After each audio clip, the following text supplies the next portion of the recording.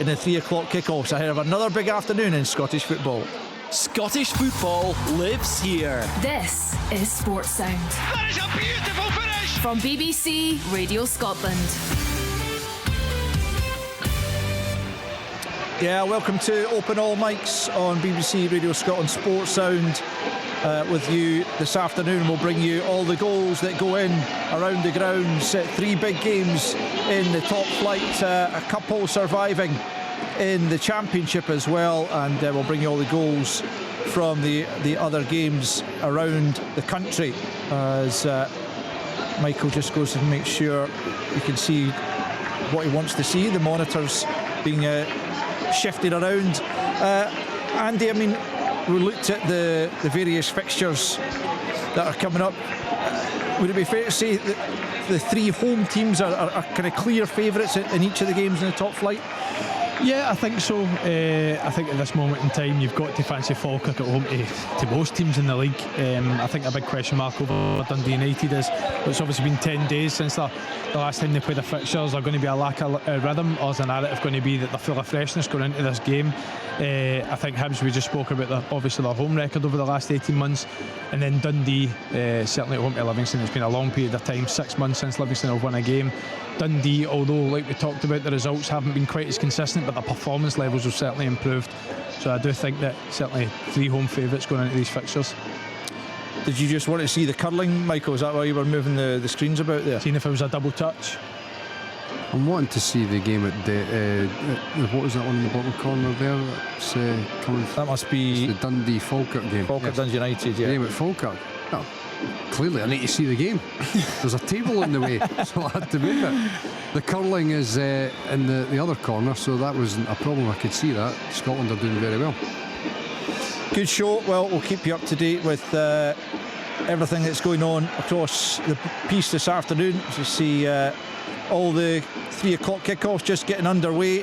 Rory Loy's game at Easter Road has kicked off between Hibs and St Mirren. Rory will keep us up to date with anything that goes in there. I just wanted to touch on as well, over the course Open on Mics perhaps, the Scotland scenario and the Harvey Barnes news during the week. Of course, Scotland learned their opponents for the next Nations League, Switzerland, Slovenia and North Macedonia, but the other major news that emerged at the draw was Steve Clarke announcing that Harvey Barnes would not be switching allegiance to Scotland, preferring to pursue his dream of a recall to the England squad. Andy, what were your thoughts when you heard that news? Didn't want him anyway. No, listen, he was obviously hugely disappointed. I think since Ben Dokes came into the Scotland squad, he's been a revelation, because we've not really had that pacey, direct winger that can go 1v1, and when you're playing teams that make it difficult for you, somebody that can get you up the pitch. So I think Harvey Barnes would have been a real welcome addition to that. But if he's chose to try and get into an England squad where there's 365 players ahead of him, then fair enough. Alistair, yes. Oh, chance for more. Actually, of all the games I've covered in all the years, I don't think I've ever seen a kick-off delayed. We're underway now, but the referee was pointing over, and I couldn't understand why we couldn't kick off. The corner flag had been removed and was in the stand. I have never ever seen that. I have no idea what happened. Got that sorted. One of the players went and got it and put it in its correct position. We are under starters' orders. Why? How did a corner flag end up in the stand? Answers in a postcard, please. Not entirely sure on that one. Michael, just going back to Harvey Barnes. Well, Andy says 365 players ahead of him, which is clearly a bit of an exaggeration, but you know, he's been on fabulous form. What makes you think that? He's been on fabulous form this season.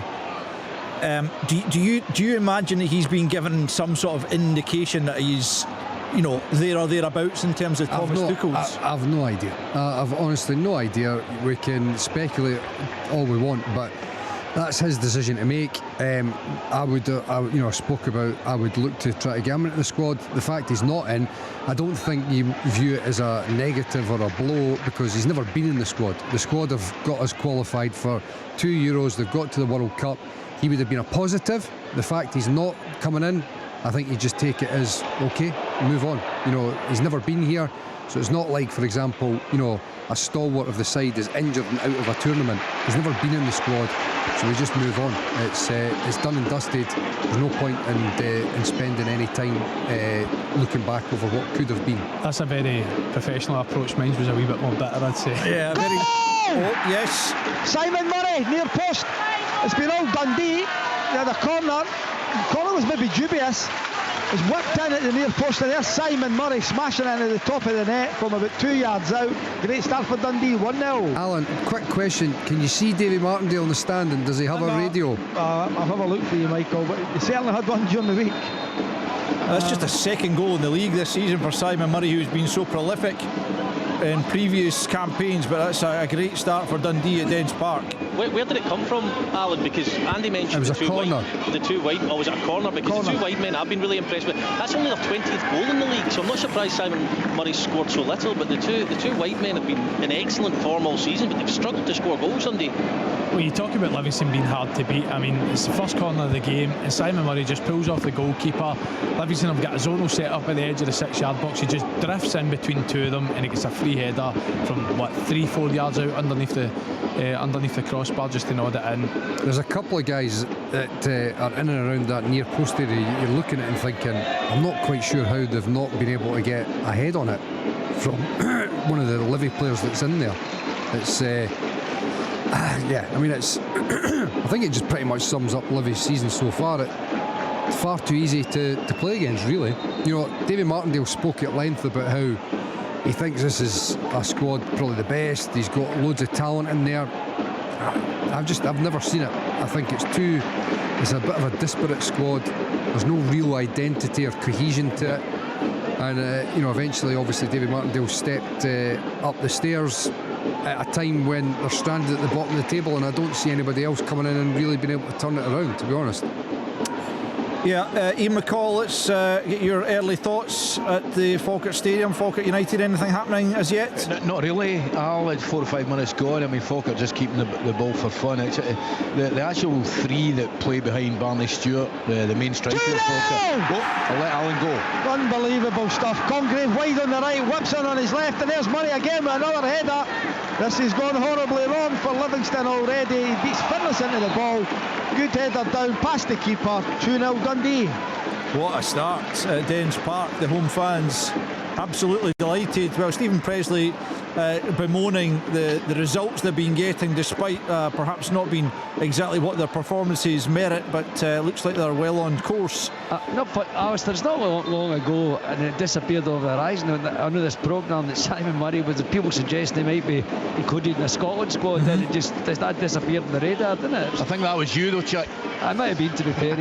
Well, funny you mentioned that, Chick, because it was a strand I was keen to develop, given that Harvey Barnes is not going to be part of the squad, but there are surely going to be... You were going to make the case for Simon Murray? No, but if you just let me finish, Michael, there's surely going to be one or two who are going to make the squad who perhaps have been either on the periphery, just not been involved at all. So I'd like to get people's thoughts on non-regulars who are in with a chance of sneaking in, and I want to actually start with you, Ian McCall, because I had just begun to wonder, is Calvin Miller playing to a high enough standard to merit consideration?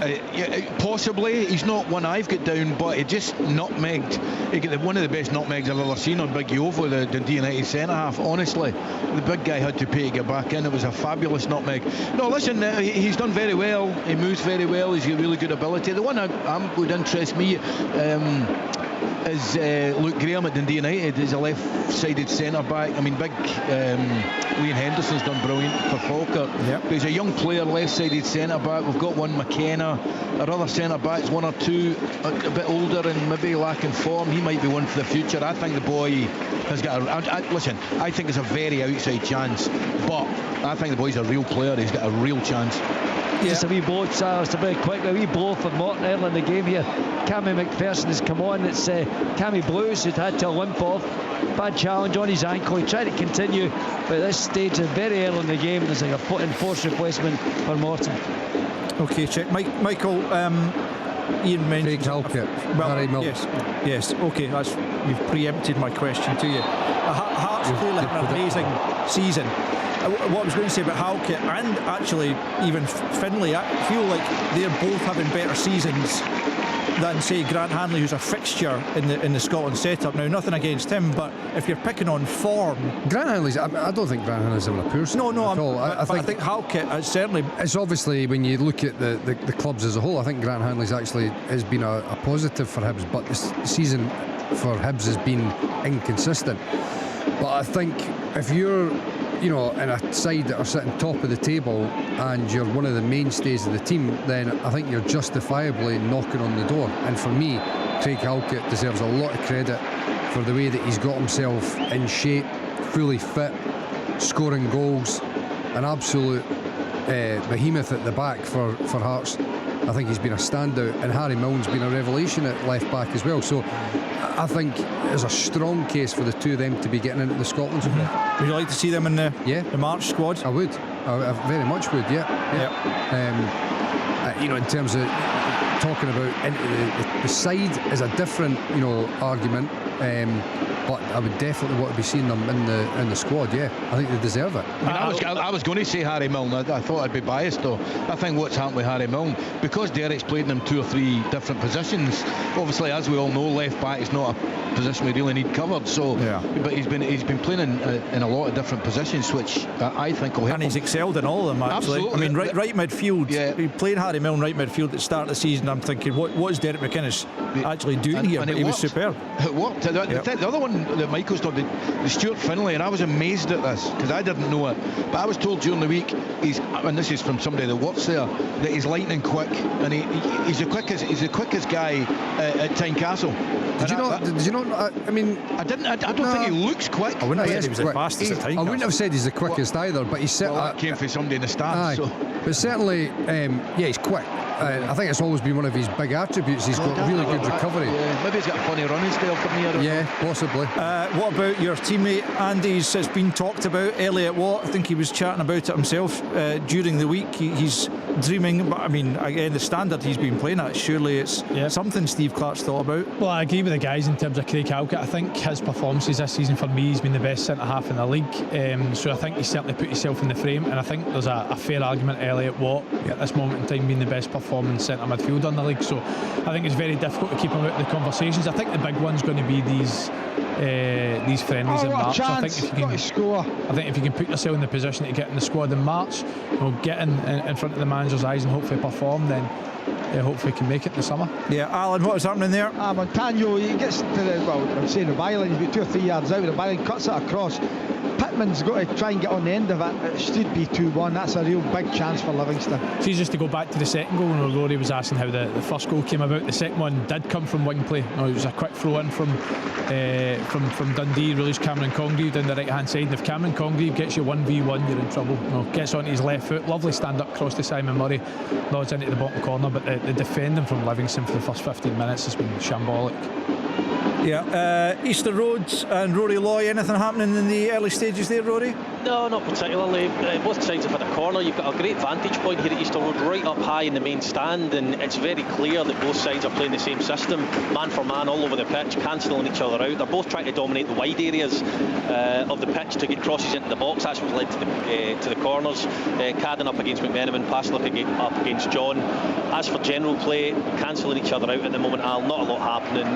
We did have a header from Dane Scarlett, which George picked up, no problem at all, but out with that, it's still 0-0, not a lot happening. There's a chance for United there, Ian. Well, there's a chance. It's a strike from out as Trapanowski struck it from about 25 yards. I'm not sure it was going to hit his own player. I'm not sure what one it was, but he certainly hit it really, really well. But if it's a 25-yard strike, I don't class that as a chance, I'm afraid. Sorry. Fair dues. They've got to seem to have a free kick in a decent position here. That was nearly a goal there, Al. It was, I think it was the captain, Graham, at the back post. Really good. It was. Really good delivery into the box, and it looked like a good save, but I think it was a comfortable save from Scott Bain. But that was the first real effort they've had on goal, and a good header from Graham round the back. United look like they've started pretty reasonably well. They have, Al. They're coming into it in the last 3 or 4 minutes. Sapser's been getting on the ball in little pockets of space, and his passing's been good. So they're definitely coming into the game. Up in Dingwall, Callum Davison is at the big one at the foot of the Championship. Ross County against Queen's Park. Any early action, Callum? No, mostly Queen's Park though. They've started the better team.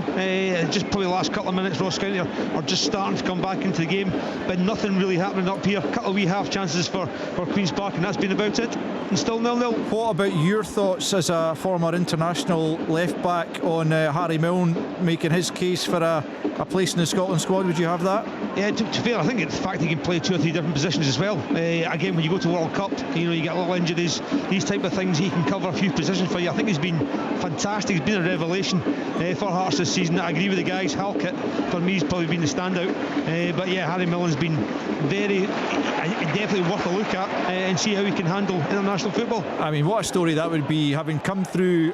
I'm pretty sure he came all the way up from the Highland League all the way up the leagues with Cove, then made the move to Thistle, where I thought he was a very decent player, but I could never have forecast. Okay. You mean okay then? but I would never have forecast that he'd been all of a sudden talked about as a potential Scotland World Cup player. Yeah, definitely. It's all credit to him. I think he's worked really hard. I think you look at Halkett as well. The two of them have worked really hard on their physique and their shape and their fitness, and they're getting the reward just now, and it'll be a great story if either of them get to the World Cup. I mean, that's one of the big things when you when you look at Hearts. The energy and the effort and the work rate that they put in is really top drawer, and is one of the hallmarks of the campaign for me. Yeah, I think Michael. I think that they've got an edge, so haven't hard, don't they? Yeah, Michael. I think they've got an edge, haven't they? They've got a wee edge about them, and I think it's that work rate you're talking about, and Derek's got that in them, and every single player does the job that Derek's asking. So it's all credit to Derek. If you think of the season as if you break up into a game as a whole, and there's elements of like passages of play throughout the game that give a side a little bit extra adrenaline. That's how the season's unfolding for Hearts here. They're getting into the latter stages of the game and they're in the hunt, and credit to them, they have worked their backsides off to get themselves in this position, and they've got that momentum, they've got that hunger and desire, they've shown it week in, week out, and now the only way you can actually get to that position is through real hard work, and they've done that, and they've got themselves in a great position where the energy that they've shown should be able to maintain them being competitive right throughout the season. In League 2, Annan have won a goal up. Yeah, Alan. Back in it. Oh. Smith, it's a really good move, plays it to Muirhead. It's a ball back in from Muirhead. It's dummied by Pittman. Smith takes a turn to control and then hits it with his left foot into the back of the net. Livingston are back in the game, 2-1, game on. Yeah, I was just saying that Annan are a goal up. No goal scorers come through for them yet, but they're 1 up on East Kilbride as they try to make it 9 games unbeaten in the league. Yeah, it was a chance for Hibs, and it was on the edge of the box. It was for Miguel Chaiwa. The ball ricochets from a Cadden cross. He's put loads of crosses at the box, come to the edge of the box on his left foot. It's a save by George with his legs. Hibs do look a little bit more dangerous. Elding's movement in the early part of the game has been good, but first real save of the match for Shamal George, still 0-0. It's Paul Smith who's got the goal for Annan, and it was Liam Smith who brought Livingston back into things. Lewis Smith, I was going to say that, just correct myself. Third goal of the season for Lewis Smith. See, when you're talking about this game in March for Scotland, do we try and pick a goalie that's actually played? Like who? Scott Bain at my game, yeah. No, not for me. See, the thing is with the Scotland, notwithstanding injury, we're sitting having this conversation.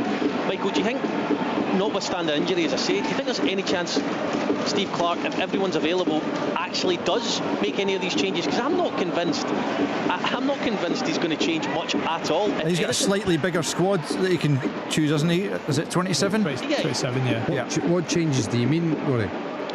Sorry? What changes? I think he means like bringing in some of these left field players that we're talking about. If Halkett is to go, for example, is he going to play in front of Hanley regardless of the form throughout the season? I'm not convinced. At the moment, I'm not really. Goal at the Falkirk Stadium. And it's for the home side. Yeah, it's Broggio. Brilliant place, Brad Spencer, a lovely little pass into the box, and it was Broggio, the loan signing, who had a lovely strike with his right foot just into the right bottom corner. I mean, Dundee United have been starting to dominate the game. Goal came against the run of the play, but I'm sure John McGlynn will not care. Falkirk 1, Dundee United 0. Broggio. Yeah, he got the winner against Dundee during the week, and the young man on loan from Aston Villa signed on the recommendation of John McGinn, has given Falkirk the lead. Yeah, but just seen a shot of Jim Goodwin, who looks absolutely furious on the touchline, but it was all too easy. Dundee United had a few chances just in the last few minutes, but it's 1-0 Falkirk. Yes, Alan? Honestly, Livingston should have equalised. Unbelievable chance. It's Macaulay Tate. He's on his good left foot as well. Does the right thing, goes across goal, just wide of the target. Easy at Falkirk. You know, you can see Jim Goodwin standing at the side of the park shaking his head, and you can understand why, because it's too easy. It's too easy. Exactly. Yeah. It's like, you know, the ball, I think it's Dylan Tate, he's probably 25 yards out.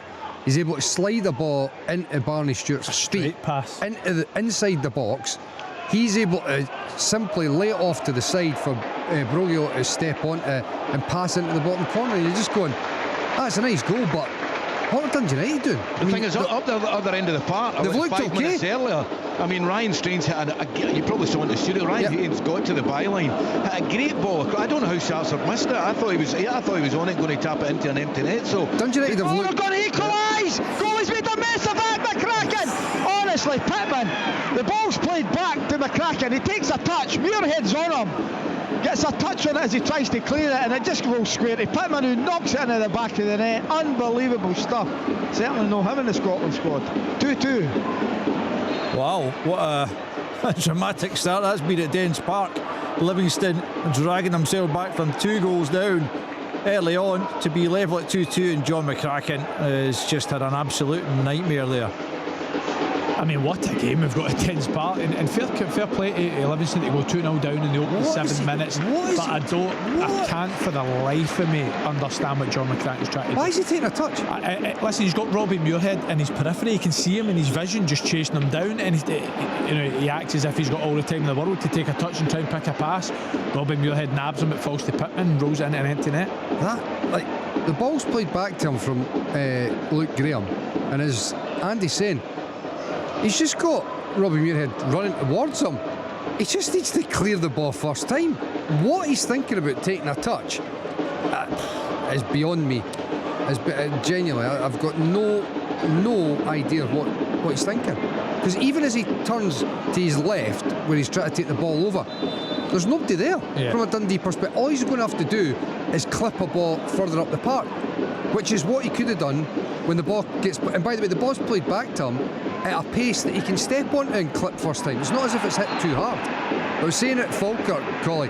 Yes. Dundee United looked all right attacking wise. Oh, absolutely. And I mean, even there, they had a decent ball into the box. I mean, Falkirk started the game well, but you know, Ryan Strain got to the byline and put a really good cross across. They had a cross in from the left-hand side that Graham you got on target, and Bain made a good save. So I would say they were the team that were on top. I mean, definitely playing in the counters. I mean, they looked really, really dangerous. And the goal is just Broggio. He just looked to have so much time to sweep it in the far corner. I mean, it's a good finish. Don't get me wrong, but easy. I think that's why Jim was obviously I can't see, but you guys were saying he was going a wee bit radio rental there. He was calm, but just you could tell he was seething, glowering, shaking his head. Like it.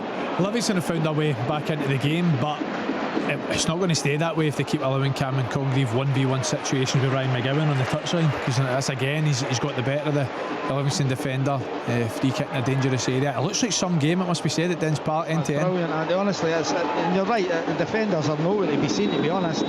Poor from them all round, and Congreve one side, Yogan the other, and even Livingston breaking forward. Tate gets forward a lot, Muirhead's got them back into the game, young Smith as well, so this is not going to end 2-2. Well, certainly showing a bit of character, Alan. You can't argue against that. They did so at Celtic Park. They were hard to beat, and only losing in injury time to that terrific Alex Oxlade-Chamberlain winner in injury time. But Scott Pittman's 4th goal of the season in the league has drawn them level. Yeah, Rory, a bit of a stramash there, is it? Rocky Bashiri takes a big swing at it right in the middle of the goals, about maybe 8-9 yards out. He should actually do better and connect with it, probably score in fact. He's not shy around the box, he gets the odd goal here and there, but he just takes a complete swipe at it and completely misses it, and it's still 0-0. In the FA Cup 4th round, Burnley have just gone a goal up on Mansfield. Laurent with a goal there, and Man City are a goal to the good against Salford, and it's an Alfie Dorrington own goal that has given Pep Guardiola's side the advantage in that one. So 2-2 at Dens Park, 1-0 Falkirk leads at home to Dundee United, and goalless at Easter Road between Hibs and St Mirren. No goals in either of the Championship games that go ahead, and in League Chance. 2. Oh, he should score. Yeah. It should be 1-0 to St Mirren here, and it was Jake Young. He cuts inside. Horace sells himself far too easily for me. I don't know what the guys think. He cuts back and he goes to find the bottom corner. It's actually been given offside since, and it's a good save from Salinger in the end, but first signs of life for St Mirren, and it's still 0-0. East Kilbride actually have equalised in League 2 against Annan. Again, no goal scorer coming through on the website I'm looking at, so I need to perhaps change websites, because neither that nor the Annan goal scorer came through on that. And in League 1, let's see if there's any goals going in. Not as yet. 4 games go ahead there, but all goalless in the early stages in those ones. So some goals certainly in the top flight. Connor Young, I gather, is the scorer for East Kilbride. So Rory, chances at either end, but nothing going into the back of the net as yet at Easter Road. No, as I've said before, it's all coming from kind of the wider areas. Hibs are moving the ball better than St Mirren, because they're playing the same shape, the 3-5-2.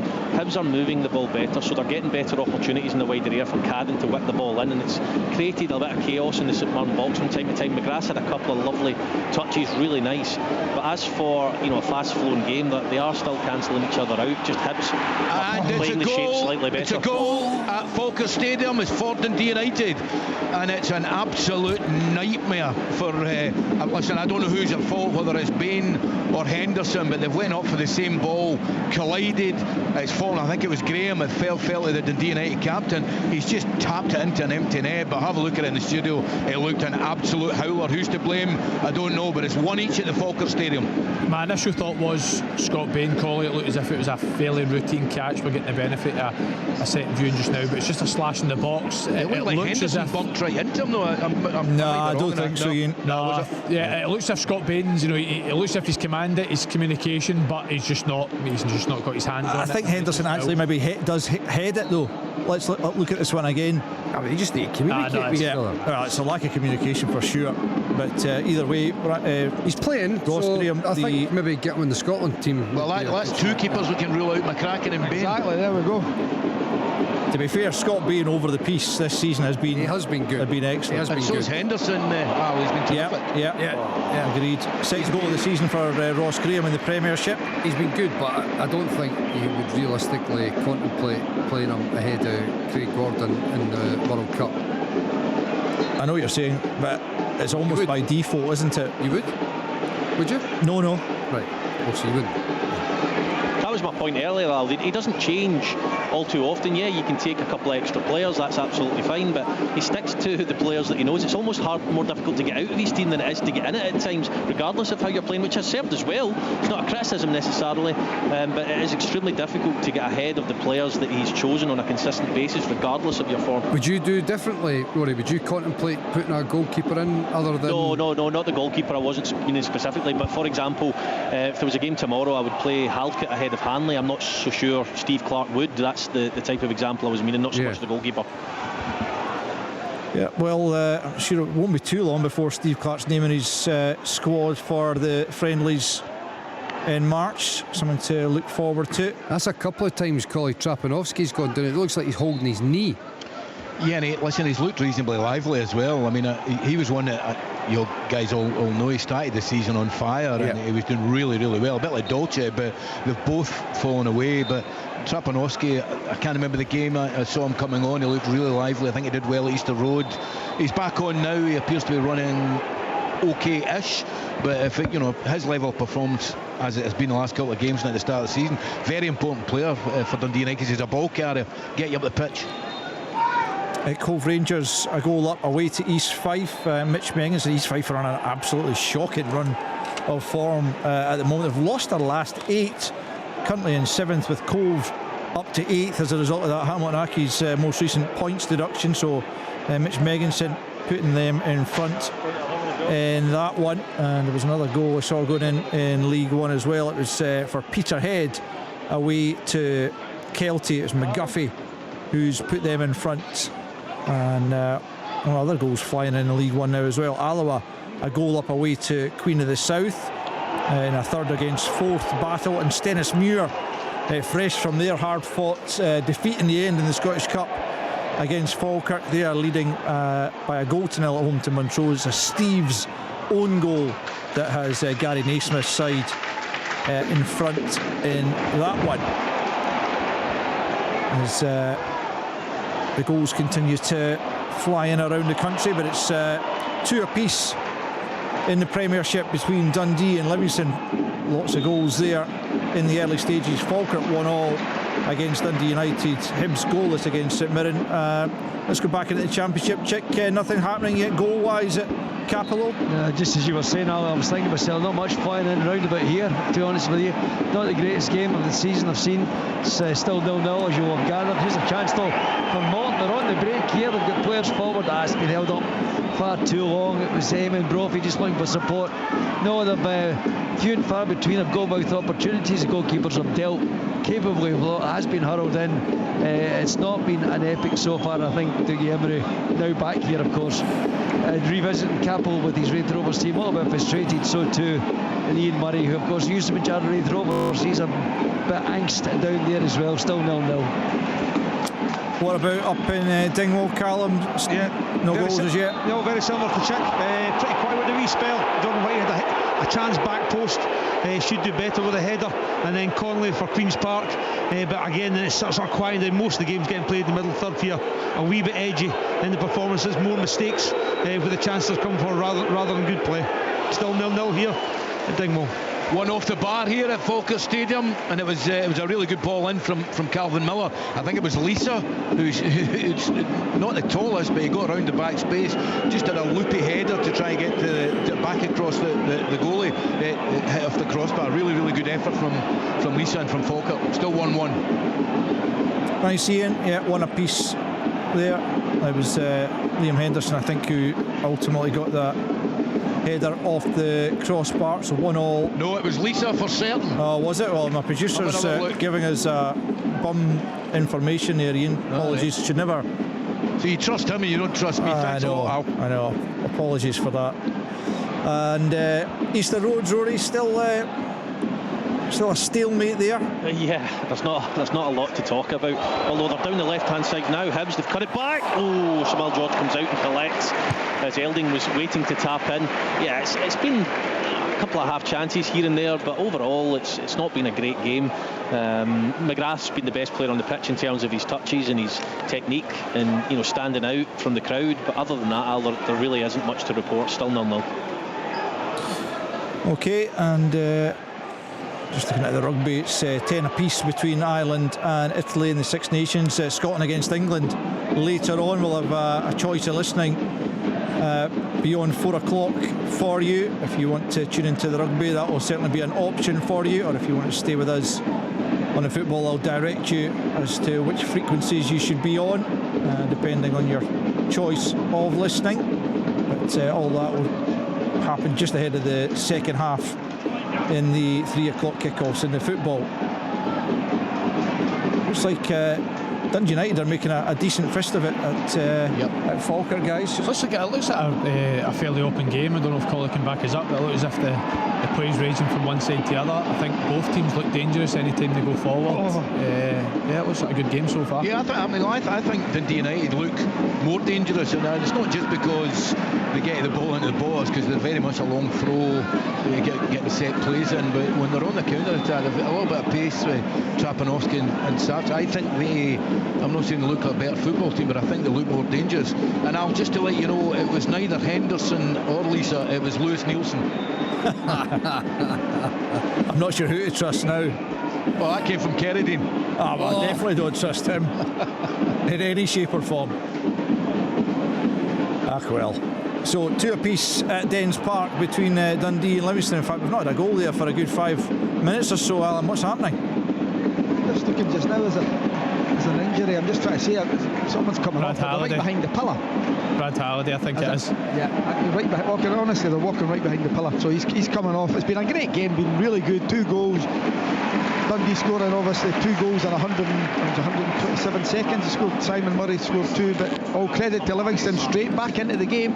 2-2, anyone's game, but I still think there'll be a lot more goals. Yeah, well, we shall see. 1-1 at the Falkirk Stadium between Falkirk and Dundee United. No goals between Hibs and St Mirren. No goals in either of the championship sides, championship games we're covering. Norwich City have gone 1-0 up through Magoma. Philippe Clement, every time I look, seems to be doing pretty well, having taken over there, and they lead West Brom in the 4th round of the FA Cup.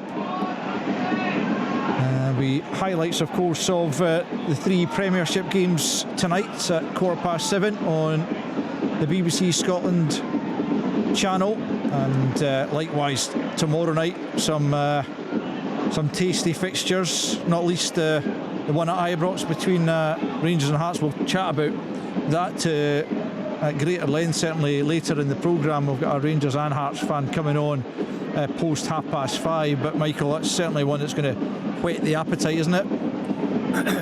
Of course it does. I mean, it's a monumental game for both sides. It's really got a bit of everything, and leading up to it, the chance for Hearts to extend the lead at the top of the table on Rangers, a chance for Rangers to obviously narrow it. The dynamic of Celtic probably looking on eagerly, awaiting to see what happens at the game as well. So it's a really, really intriguing game coming up tomorrow at Ibrox. Interesting. I'm not sure what Celtic fans will be hoping for in terms of the outcome of that one, Andy, but they, to be fair, have not got a particularly easy looking game either at Rugby Park, who certainly Kilmarnock scoring plenty down in midweek under Neil McCann and Billy Dodds. I think I know what Celtic fans would prefer. But no, you're right. I think Neil McCann's went in there with Doddsy. I think there's been an upturn in performance levels. They've now got 7 points in the last 15. Like you said as well, goals coming from all different areas. Obviously John Jules getting a hat-trick during the week.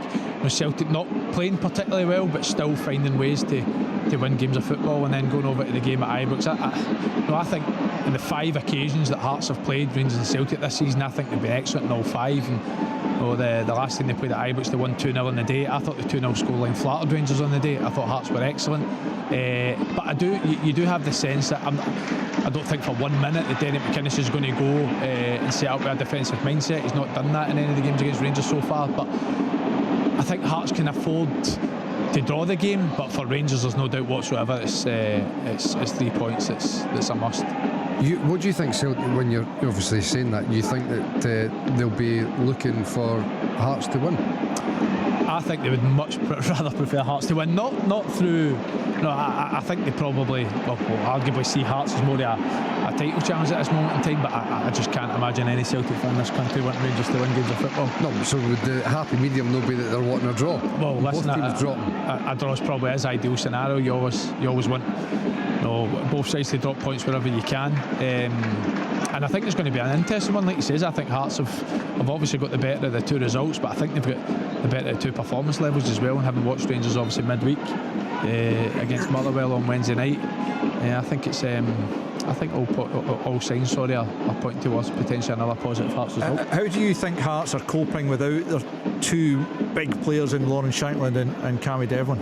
I mean, the Cammy Devlin one is not as big an issue for me. It's Lawrence Shankland that's huge, because I think Mark Leonard's come in and he's a quality player, But centre forward is a big concern for Hearts, because the more I see of Kabore, the more I'm concerned that he's not going to be able to fill that role while Lawrence Shankland's out. I do wonder whether the manager's trying to come up with a bit of a plan as to something a little bit different to try to plug that gap. So I mean, look, and you know, in answer to your question, I think they're doing very well, because these are, you know, huge players. You take Halkett out of the team as well in the derby, and you look at that spine of the team, and on the whole, you've got to say, even though the performance wasn't great, they still seem like they've got the belief and the know-how to win a game of football. How are they going to set up against Rangers will be very interesting to see. I'm just not sure whether Kabore's going to be. I mean, they've got a run of games after this that you would say are clearly not as difficult on the face of it. Still big games, of course, at this time of the season, and the centre forward issue might not be as prominent. But going away to Ibrox tomorrow, I'll be very intrigued to see how they set up. I think Rangers are going to try. I think Rangers will try and be extremely physical. I think the likes of Fernandes will go into the team. I think Chukwueze will obviously. I think I would be astonished if he's not starting again. I think Nadiri will be up top, and Skov Olsen, who not even class him as a physical player, but he's got big stature. I think these are the guys that they'll be putting in the team to try to physically outmuscle and match Hearts in that regard. But you know, Andy and I were talking about this before. Going to Ibrox is clearly going to be a difficult tie for Hearts, and Rangers they're a good side, and they could quite easily win this game. But at the same time, whenever I've watched Rangers, I don't see them dominating games. Hearts have never been battered, other than probably 60 minutes at Easter Road, but then they came flying back into it. They've only lost, you know, those 3 games by the odd goal. So they're always going to be in the hunt. It's going to be a tight game. I just don't see Rangers against anyone dominating ball, you know, battering like wave after wave of attack. So Hearts have got to take confidence in the performances they've had against them previously, and the fact that they're not going to Ibrox against a side who are going to basically pummel you to death. There's going to be opportunities for them. Alan, what's your feeling about tomorrow? It's going to be very difficult, as the lads have said. It's a tough game, tough venue, but I don't think Rangers are as good as everybody's making out to be. They're on a decent, well, they were on a decent run until Motherwell. The other night I thought Motherwell were the better side, and I'm lucky not to win the game. So I think Hearts can go there with confidence. I really do. There's nothing to fear. They've beat them before. Why can't they beat them again? And I think if they do, it's a long way back for Rangers.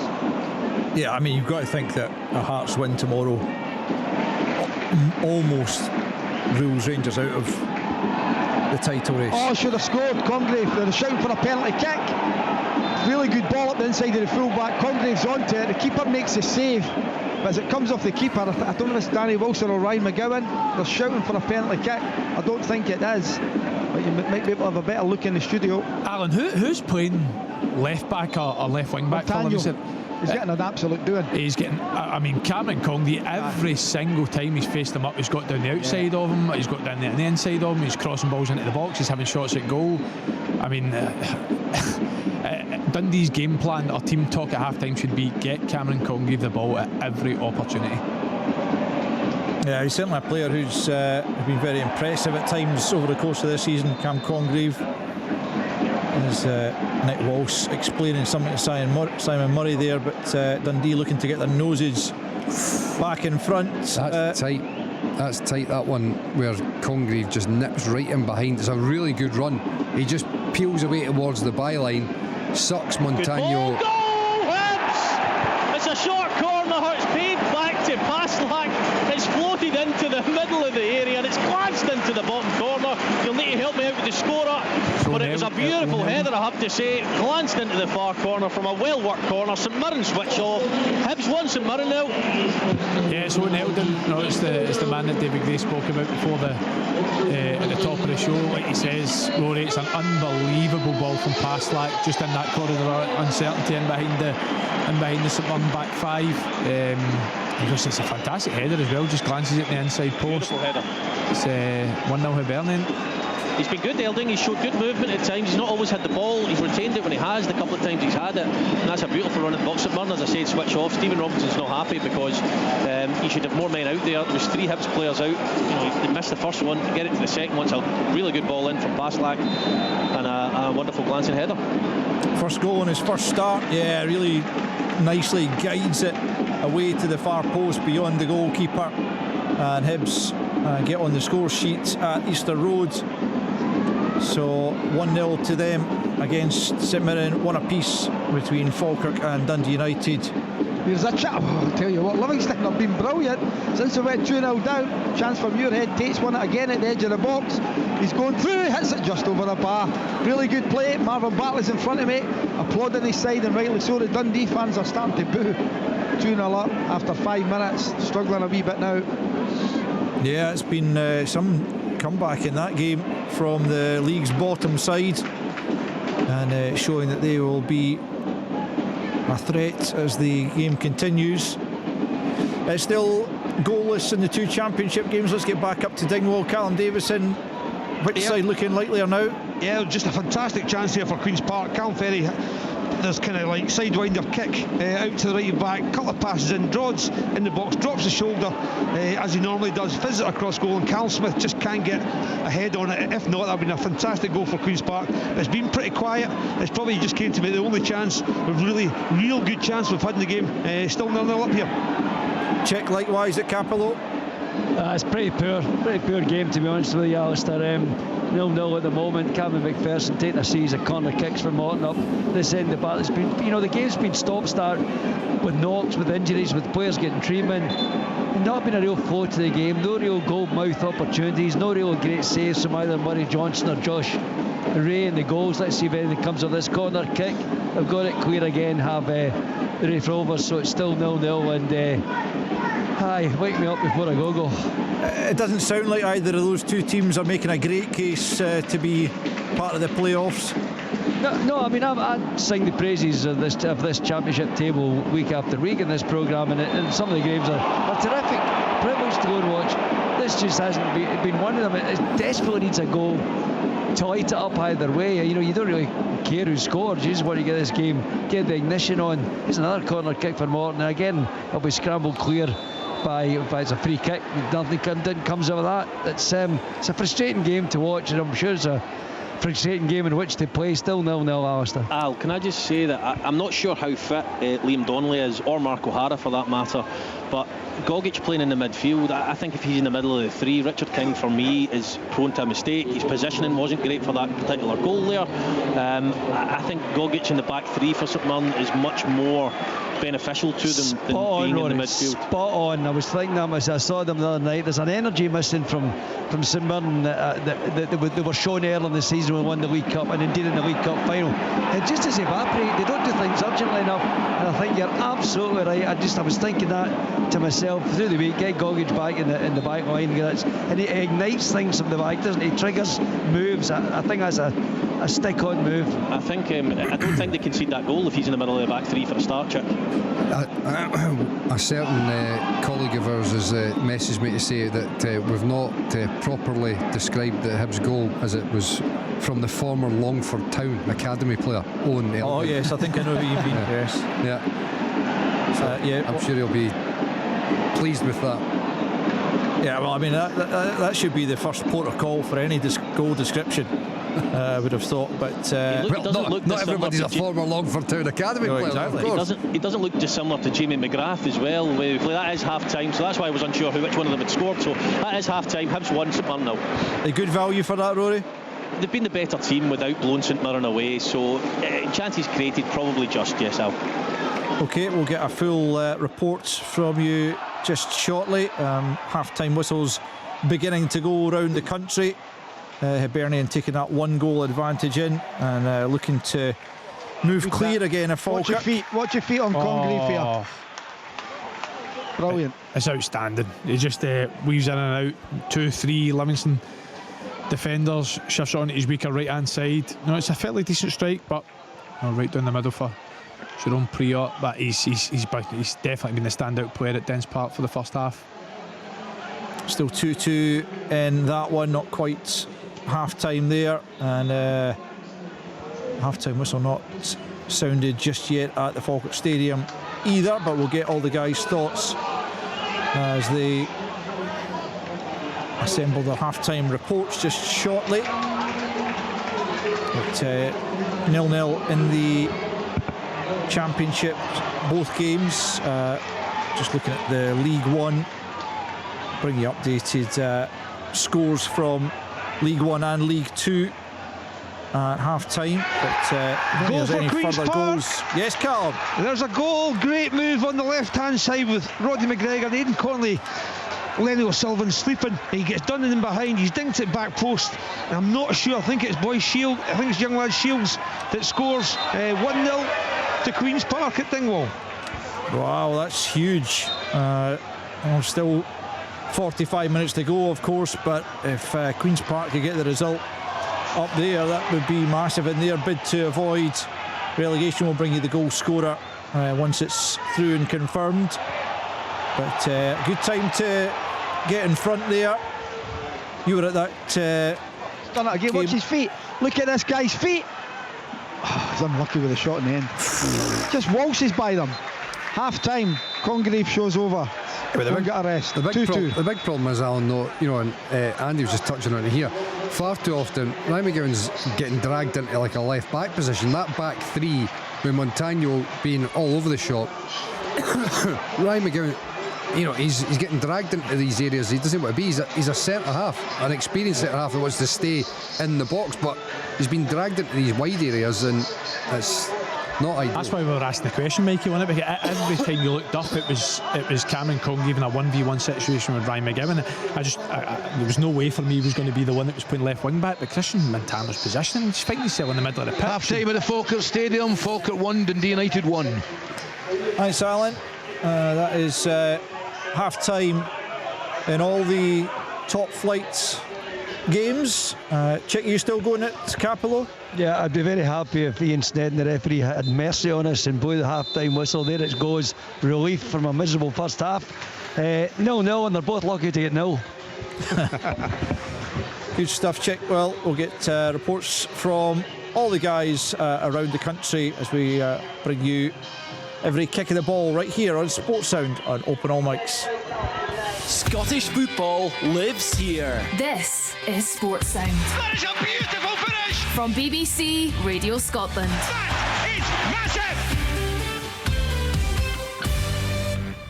Hello, I'm Jill Scott. And I'm Joe Marler. And because this is radio, you can't see that Jill here is dressed as an 80s disco queen. And I'm wearing an inflatable flamingo costume. Because for Red Nose Day, we're taking ourselves a little less seriously to help do some serious good. And you can too. Just head online and get a fundraising pack to get loads of... Oh no, Joe, you've popped again, man. I knew this wasn't my size. Take yourself funny for money for comic relief. Where's the foot pump? Get a fundraising pack today. Just search Red Nose Day.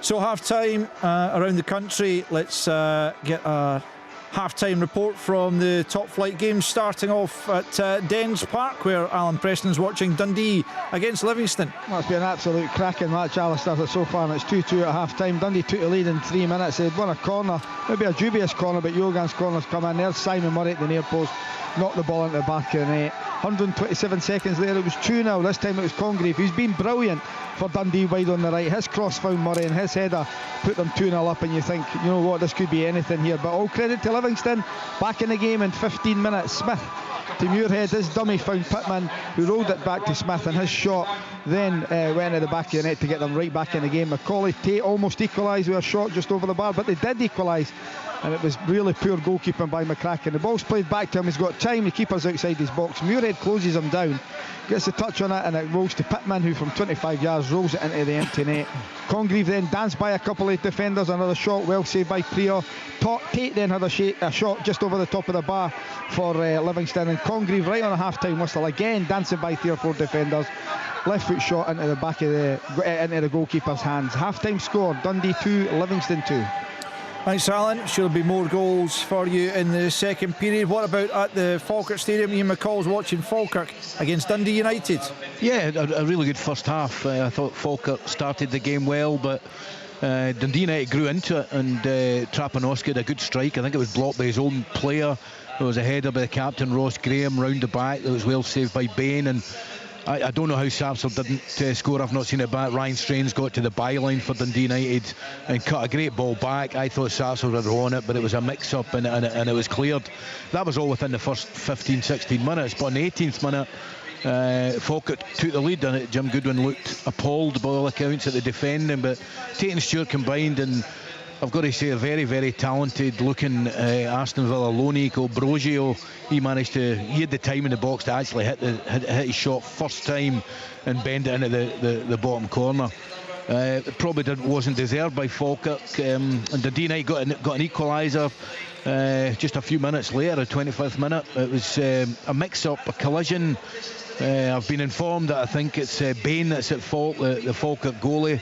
It looked to me like a collision with Henderson as well, but the ball fell to Ross Graham, the Dundee United captain, from about 4 yards out, and he gave them an equaliser, which their first half performance probably merited. So at the Falkirk Stadium, it's Falkirk 1, Dundee United 1. Thanks, Ian. And finally in the top flight to Easter Road, it's Hibernian against St Mirren. Watching that one is Rory Lloyd. Yes, indeed. It is 1-0 to the home side here, Alan. Probably just about deserved. It's lacked the entertainment value from the other grounds around the country. However, after 10 minutes, Dane Scarlett's header from a Nicky Cadden cross was easily held by Shamal George. Chaiwa had a shot just on the edge of the box after 16 minutes, which was saved by the legs of George before Bashiri had an opportunity in the middle of the goal. It was about 8-9 yards out. Completely mishit the ball when it was a good opening for the big centre-back. So it remained 0-0 at that point. St Mirren's only chance turned out to be offside. It was Jake Young who got in behind the defensive Hibs before Salinger produced a really good save, to be fair to him, when he should have scored. However, the flag did go up. I did want to mention it, as I think it's one of the only times St Mirren have been up the pitch. McGrath showed great feet at one point and had a shot from distance, but George recovered onto his line to hold that one before the opening goal of the game. Former Longford Town player Elding glanced a header from a pass-lack cross into the far corner to make it, as it stands at half-time, Hibernian 1, St Mirren 0. Great stuff, Rory. Thanks very much for that. Into the Championship now. Big game at the bottom of the table between Ross County and Queen's Park, and up there a man who knows both clubs very well, Callum Davidson. Yes, Queen's Park going at half-time 1-0. Probably started the game slightly better, although the best chance for Ross County fell to Jordan White in the 60th minute. He could do better with a back post header. From then on, it was a pretty quiet game. Best move of the game came in the 41st minute when Callum Ferry fed the right back. He slid Connolly down the side, Drodds down the side, he's chopped, fired across goal, and Callum Smith just couldn't get a good contact on it, which would have been a great goal. And then on the 45th minute, really good interchange by McGregor and Connolly down the left hand side. He dinked the ball to the back post, and it is Matty Shields at the back with a bullet header back across Trevor Carson to make the score here 1-0 Queen's Park. Yeah, it could be a massive result if they can hold on to that. Matthew Shields with his first goal of the season for Queen's Park, and what a vital one it could be at the bottom of the table. The other game that survived the weather in the Championship is that Capello between Morton and Wraith Rovers. Chick Young wishing it hadn't. Correct. Greenock Morton nothing, Wraith Rovers nothing in a football match, or the first 45 minutes of a football match, which had nothing about it, to be honest. I brought a pen with me. Note has not been taken in the first half. I don't recall a save by either Murray Johnson or Josh Ray, the goalkeepers, that required anything spectacular. Routine crosses out the sky, taking them. We had peppered with injuries, stoppages. In fact, very early on in the game, Cammy Boyes had to be replaced by Cammy McPherson, who's played a major part for Morton since he came on, taking the dead ball situations. But really nothing to thrill the crowd in here. We've a pretty decent playing surface. In fact, before the game they actually watered the pitch, would you believe, where everybody else is trying to take a spin dryer to the football surfaces around the country. They actually were watering the pitch here at Capello today, but it has fed nothing. There's been nothing of entertainment of real value, a real run-of-the-mill first 45 minutes. All I can hope and pray for is more excitement, or some excitement, in the second half. Morton 0, Wraith Rovers 0. Thank you, Charles. In League One, half-time scores: East Fife 0, Cove Rangers 1, Kelty Hearts 0, Peterhead 1, Queen of the South 0, Alloa Athletic 1, and Stennismuir 1, Montrose 0. Hamilton Accies play Inverness Cali Thistle in the 5:30 kick-off. That's live on BBC Alapa.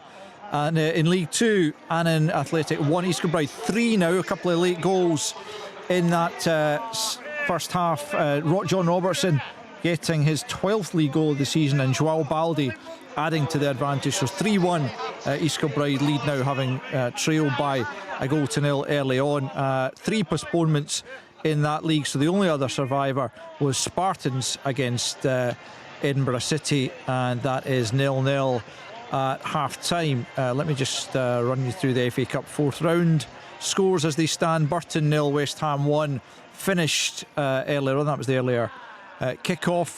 Burnley 1, Mansfield Town 0, Manchester City 1, Salford City 0. Narrow advantage there for Pep Guardiola's side. Norwich City 1, West Brom 0, and Southampton 1, Leicester City 0. An injury time first half penalty by Larin has given Southampton the advantage there. So they're all square in 2 of the games in the top flight. Hibs with the advantage though at Easter Road. Andy, from what you've seen of the first period, well, certainly the Dundee-Livingston game looks pretty enthralling, doesn't it? Yeah, it does indeed. You know, Dundee going 2-0 up and inside the space of 6 or 7 minutes. But you've got to say Livingston look dangerous any time they've counter-attacked down that right-hand side with Robbie Muirhead cutting inside on his left foot. But for me, I think a big talking point is obviously the John McCracken mistake for the equaliser. Spoke about it, but I mean, Robbie Muirhead's harrowing down on him right in his eyesight. He should see that he's going to come under pressure, but for some reason thinks he's got so much time on the ball to try and take on his left foot and play a pass, gets nabbed, and Scott Pittman rolls in and empty net, and for there on, I've got to say it's been the Cameron Congreve show. It's been a joy to watch him down that right hand side. Livingston have to get to grips of him this second half if they're going to take it away from this game, because like I says, he's been absolutely terrorising them down in Dundee's right hand side. Yeah, Michael, Falkirk started well, got their noses in front. You would have probably had them down as favourites for that one anyway, but United have given a decent account of themselves and got themselves level, albeit because of a mistake at the back for Falkirk. Yeah, but as Collie was saying beforehand, as we mentioned watching the game, even prior to Falkirk scoring the goal, Dundee United looked dangerous. You know, attacking wise they looked alright. Yes, it's a big mistake that's got them back in level in the game, but I think over the piece Jim Goodwin will be fairly happy with how they're setting up and looking like they're capable of causing Falkirk problems. I suppose the big problem that's similar to what we've seen up at Dens Park is the sides that are getting themselves in front.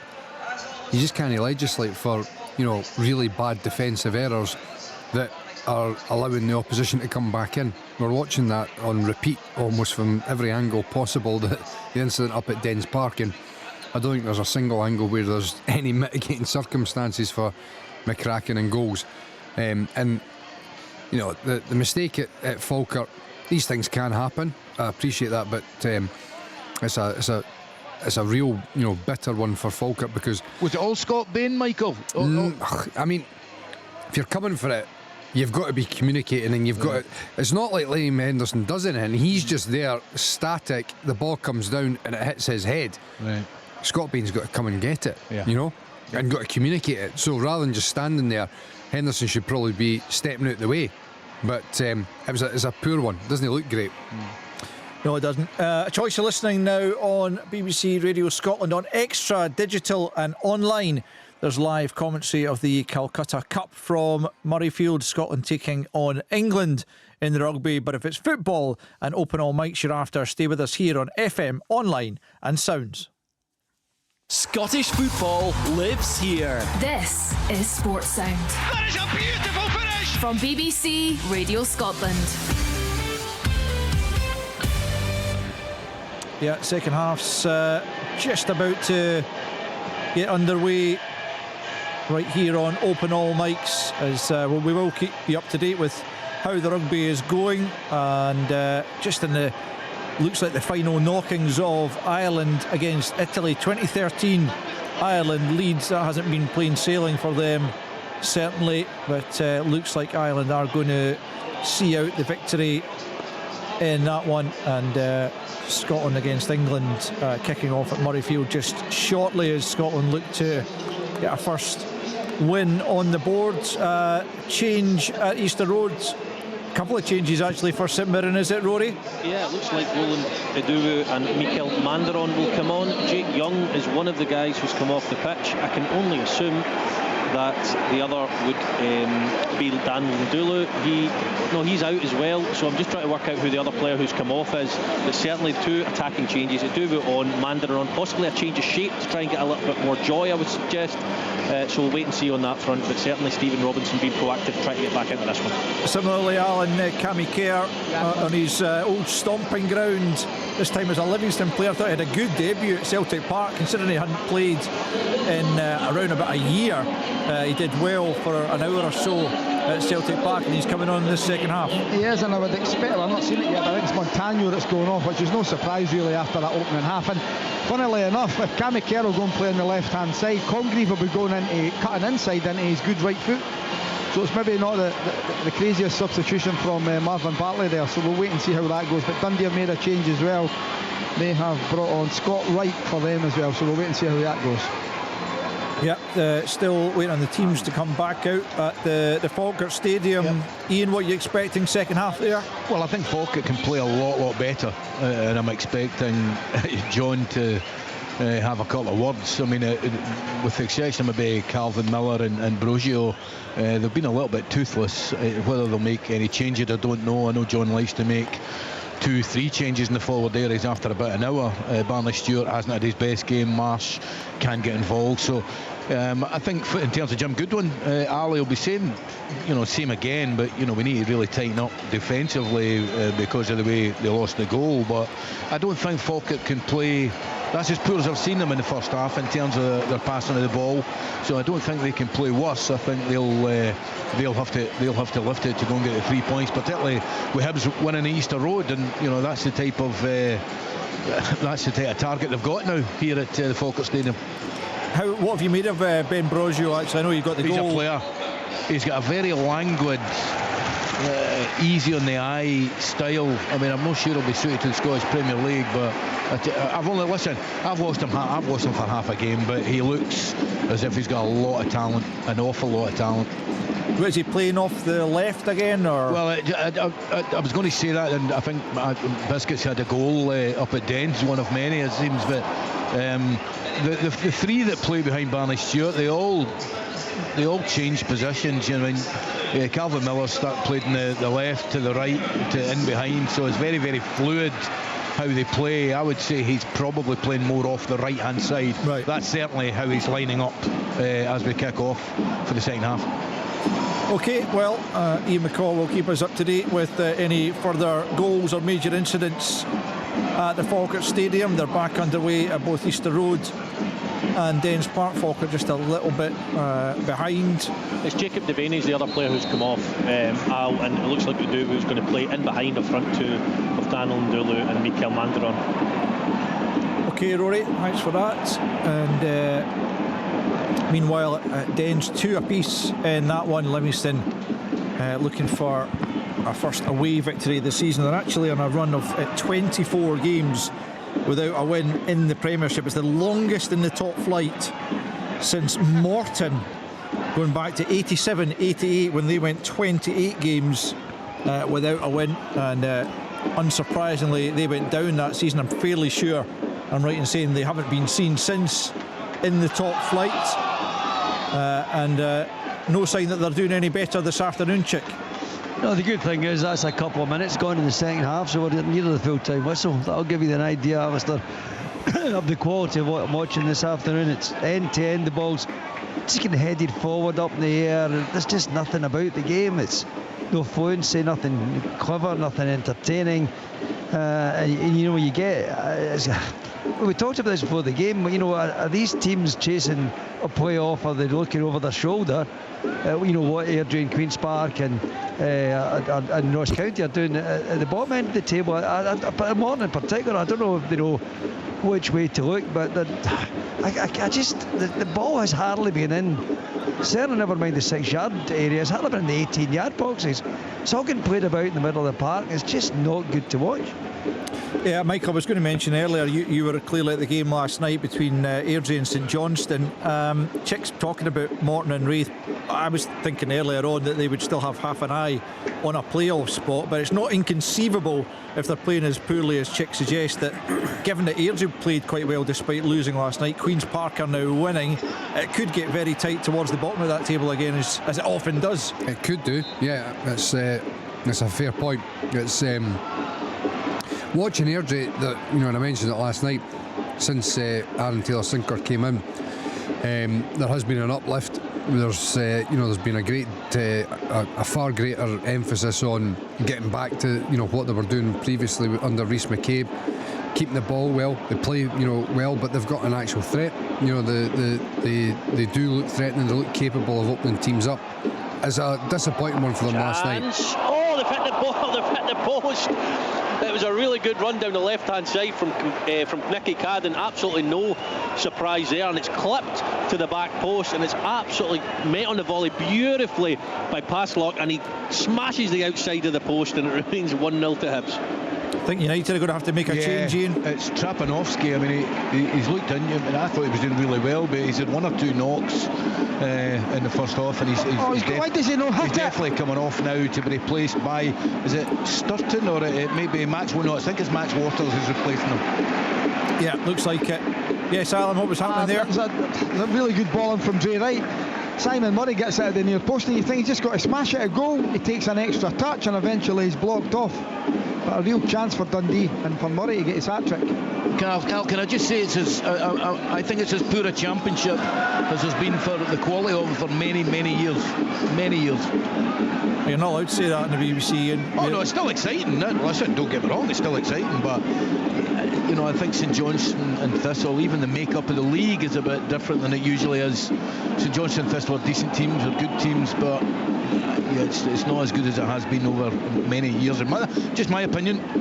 No, that's fair enough. Did you want to finish your thread, Michael, or had you said your piece there on the championship? No, I was just talking about the game in general in terms of disappointment for Airdrie, but there's still positives, because I do think when you look at them, they're capable of getting wins and getting results and potentially dragging a few of those. Just to go back to the initial point I think you were trying to make, Al, which is a very, very fair one, that the bottom of the table could become quite congested. There could be more than just the 3 teams that are there at the moment that do get dragged into it.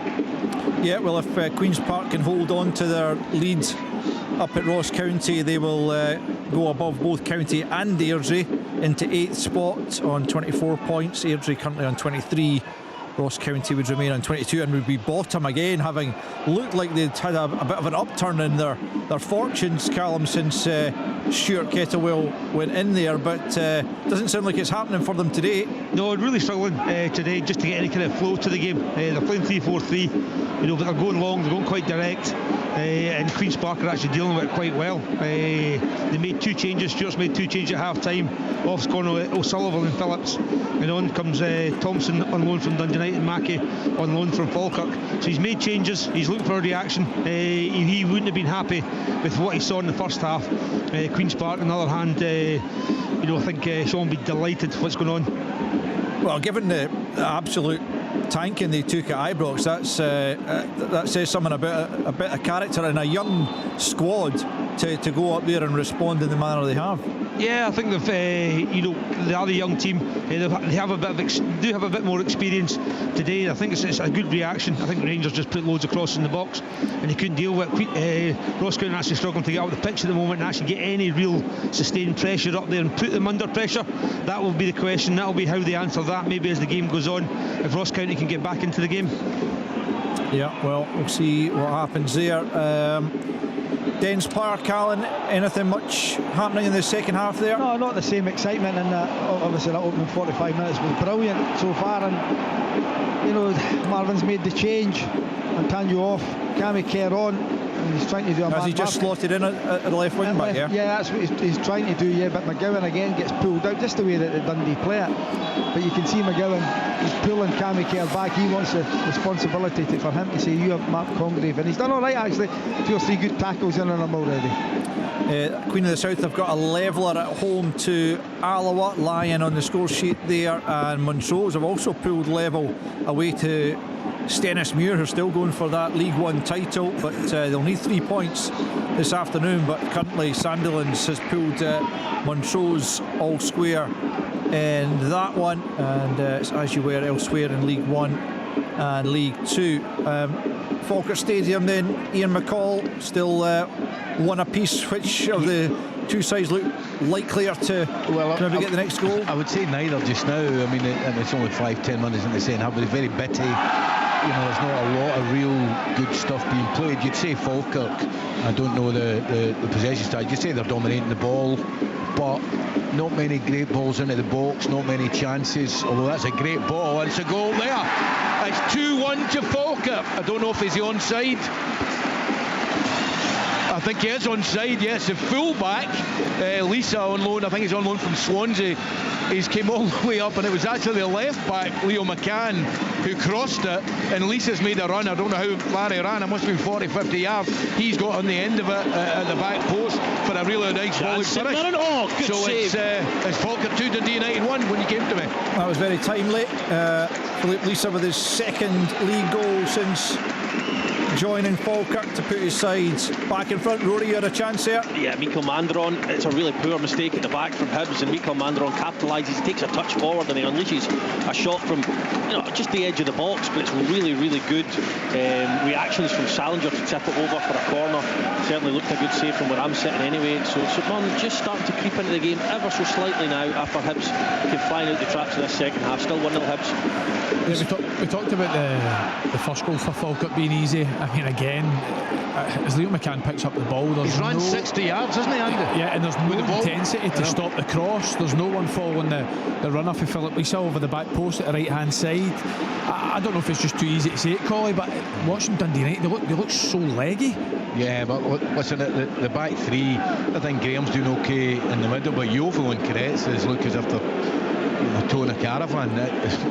Can that happen when you've not played? Yeah, at times. I mean, somebody said at the start, who's going to benefit? The ones that have match sharpness, and you shouldn't lose match sharpness in 10 days, mind you, but the team that have played a bit, Falkirk, or the team that are rested, right, I think that only comes into play in the last 20 minutes, and the team that hasn't played a lot, it should be stronger then, but not if the team that has been playing has got someone to hang on to or winning, for example, and that's what Falkirk are. Yeah, Andy Munro has got a 5th goal this season in League One to draw East Fife level at home to Cove. Both sides kind of struggling at the moment, but 1-1 goal in that one at the Falkirk Stadium, and I'm almost certain it's the ex-Falkirk player Craig Sibbald. It is indeed. And I'll tell you what, the Sarsfields had a strike, and I think it got blocked. It's just come back to Craig Sibbald, and he's absolutely passed it in the net from about 22 yards. And I don't know, maybe I'm being too down in goalies, but maybe Scott Bain never saw it till too late. To be fair, it is right in the corner, but it's a side foot in the net from 20 yards. So it's now 2-2 at the Falkirk Stadium. It's a good finish from Craig Sibbald. He picks out the bottom corner. Could Bain do better on that one? I think Collie calls it correct, but he probably just sees it a wee bit too late. Dylan Tate, who for me has been absolutely excellent for Falkirk this season, just doesn't deal with a routine pass in the box, and once it falls to Sarsfields, there's an element of luck how it rolls into Craig Sibbald's path, but he goes for precision over Pittler. He finds it just inside the post. A good finish, but yeah, I think Scott Bain just sees it a wee bit too late through a ruck of bodies. So 2-2 in that one now, and that's how it finished in the first meeting of the sides at the Falkirk Stadium at the start of the season. Let's see if either of them can find a winner, as Mansfield have gone 1-1 away to Burnley in the FA Cup, and Leicester have done the same away to Southampton. It's Oliver Skipp getting that goal for Leicester. Things you don't see very often. Marcus Fraser being taken off by Stephen Robinson for St Mirren. Mark O'Hara has come onto the pitch, and the player he name checked before the game, Kalmaro Calvin, who he said would get around half an hour today, is on the pitch as well. So St Mirren going for it. Stephen Robinson not happy just to sit back and wait on that second goal going in, as it looked like it may do at the start of the second half. He's been proactive and he's got 4 new players on the pitch now. That's got to be a good thing for St Mirren, getting Mark O'Hara back in the pitch. Excuse me, he's been a big miss for them. Yeah, absolutely. And Gogic has dropped back into the middle of the back three now. Richard Kings went to right centre back, right of the three. So Gogic is now back in that central role. Mark O'Hara will play alongside Killian Phillips with Ado, who just right in front of them. So it's much more attacking. They've looked a bit more like themselves in the last few minutes, St Mirren. So we'll see if these substitutes have the desired effect. But it's still 1-0 Hibs as it stands. Good block, Cammy Kerr. It's a corner to Dundee. Played in by Congreve, knocked out to Murray. His shot well blocked by Cammy Kerr, away for another corner. It's waves of attack in the second half at Livingston. For me, a draw's no good for Livingston. They're going to have to throw caution to the wind. They need to start winning games. Yeah, Finlay Greaves put Stennismuir back in front of his first league goal of the season, made it Stennismuir 2, Montrose 1. And East Fife have actually just gone 2-1 up on Cove. Oladipo has got the goal there, so they've turned it around. Dick Campbell's side at home to Cove, a much needed victory. That would be to end a run of 8 consecutive defeats for them. What about Easter Roads, Rory? 1-0 Hibernian, you were saying, and St Mirren have made those changes. Any sign of them getting back into the contest? Well, they've looked brighter in the last couple of minutes. Hibs at the start of the second half. It took St Mirren a little bit of time to get used to. They had a flat 3 in the first half in the middle of the pitch, with Phillips, Devaney and Gogic. Devaney went off and Eduwo came on as playing just in front. Hibs exploited that a couple of times, that extra space just in behind Eduwo, and looked the better side. But St Mirren in the last couple of minutes, Al, have looked slightly better. They've been a bit toothless so far, so out with the last couple of minutes, and not really looked like the St Mirren we're used to. But I think Andy touched on it at the start of the show. I was asked a few weeks ago, are they in a relegation scrap? I said, well, points wise they probably were. I just wasn't sure whether they would get sucked into it, but they've not looked up to much today at all, I have to say, and Hibs are 1 up. Falkirk on the attack. Great play from Calvin Miller, Al. He's beaten 2 men cut inside. We thought it may have been a handball here, but it obviously wasn't. He had to strike it go and it was blocked. But really, really positive play from Calvin Miller. Alan Preston at Dens Park, still 2 apiece there. Yeah, it is, but Livy are coming in here, a little bit of possession. They're forcing their hand, getting further up the park, which is good for them. They need to start winning games, as I just touched on. But you still always think that threat with Congreve on the right hand side, Murray looking for his hat trick. You still expect Dundee to get another one, but you know what, Livingston, this could be the day for the first time since the 9th of August that they get 3 points in the league. Yeah, they certainly badly need them. 9 points adrift at the start of play of Kilmarnock in 11th. And, they look championship bound once again. You never quite know. What about in the championship? Callum Davison, Ross County still trailing by that goal to 0. Yeah, Stuart Kettlewell's made a couple of changes. He's gone 4-4-2. He's got Jordan White now with Ickface has joined him up front. So 2 huge guys up front. He's got 2 wingers on now. He's just going to go for it. I think he knows it's a kind of must-win game for them. And the ball's getting put forward quite early. They're going to fight for second, so it's going to be Queen's Park. Going to have to deal with these longer balls. But so far, they're doing it quite comfortably. 1-0 then, Queen's Park. The goal coming just before half-time. Matthew Shields' first goal of the season in the championship, giving Sean Crichton's side the 1-0 advantage. Remember, Arbroath against Ayr United and Dunfermline against Partick Thistle both called off this afternoon because of the weather, and the only other surviving game this afternoon in the championship is at Capello, where it seems again. Fair to say, Chick, there's still not a great deal to excite you. I was awoken from my slumbers there by a shot from Owen Moffat, who's now actually through, now inside the box. He had a shot, here's a chance for Martin! Oh, Oh, what a tackle. A claim for a penalty. Not given. Wow, a burst of excitement. I think that was just a magnificent tackle actually from Jairo. Looked like Morton were just going to pull the trigger. What a challenge. Claim for a penalty. It never was. Just a right good tackle. And before that, as I was saying, there was Owen Moffat. He drove it on. He didn't hit the target, but went beyond the left-hand post of the goalkeeper. There's a chance now. Oh, it's all come alive, Alison. It's all going. Oh, there's a square. There's a square going. There's a clash of players inside the box. A couple of players have gone down in there. Goodness sake, what has happened to this football match? It was all toddling along, and players involved, left, right and centre inside the 18-yard box. There's a group of maybe 8 players there digging at one or pushing. Another group of 4 or 5 of them in there in the box. And the referee, who is Ian Snedden, has to calm all this down and make some decisions there. I think it's tied with that. Morton claimed for a penalty. I thought it was a great challenge. Now the linesman's come on to assist the referee, and what has happened here, there will be, I'm sure, action taken to some of the players. They've camped it down. It all began with that challenge. I thought it was a great challenge. I think the Morton players felt it wasn't. The ball played on. It was coming again, and there was a lot of clashes inside the box. And the referee, save Ian Snedden and his assistant Chris Ray, having a major debate about what's going to happen here.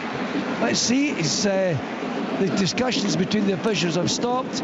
They're calling over the Wraith Rovers players first of all, and there'll be a couple of cards flashed here, Alistair. It's taken a long time to just We'll come back to you on that. Ian McCall had a good it was an unbelievable save from Maynard Brewer. But I mean, the defending, I'd like the guys in the shoes to watch some of the players. We've seen it. And they're running back. Andy was just like, he looked at me and just basically, they're actually motionless. Aye. I know, and it's basically you attack and then we attack, and we'll just run back. I know most players run back slowly and they run forward. The ball's coming in there, but Yovo and Karetsis, that must be a penalty. Is that a push in the box, guys? No. I need to see it. Anyway, the defending, just honestly horrendous. And that last instant, though, Ian, there was loads of bodies in the box. Yeah, but what they do? It was like the first Falkirk goal, where they're just static watching, and so easy just to pop the ball around.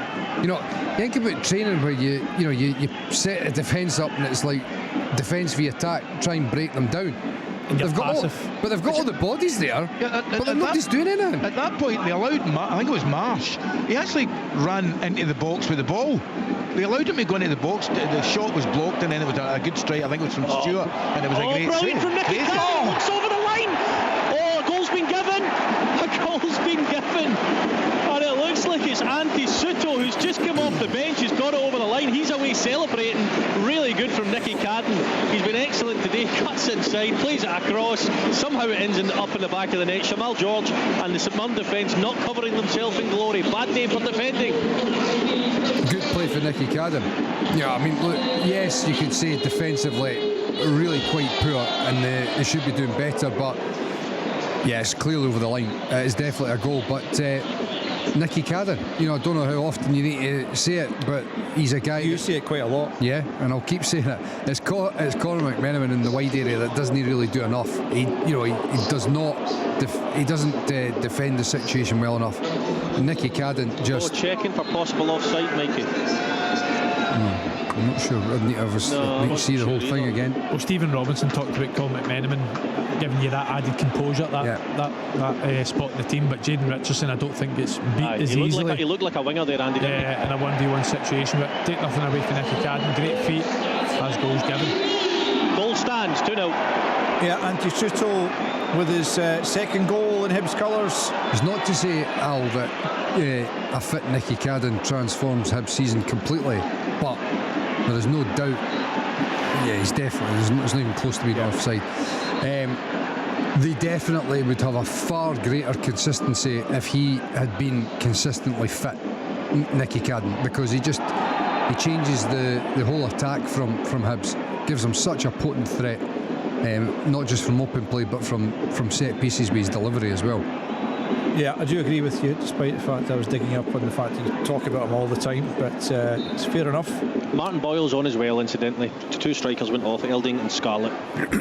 Just going back to that, you said you questioned whether it was a penalty at Falkirk. I saw a second replay of that, Ian. There was probably a bit more contact than I initially thought, but it certainly didn't. Certainly the officials. It's not a penalty. Yeah, I think, you know what, when you've been involved for a while, like all the guys have, I think you just look at reactions from players. Most of the time that tells you. Is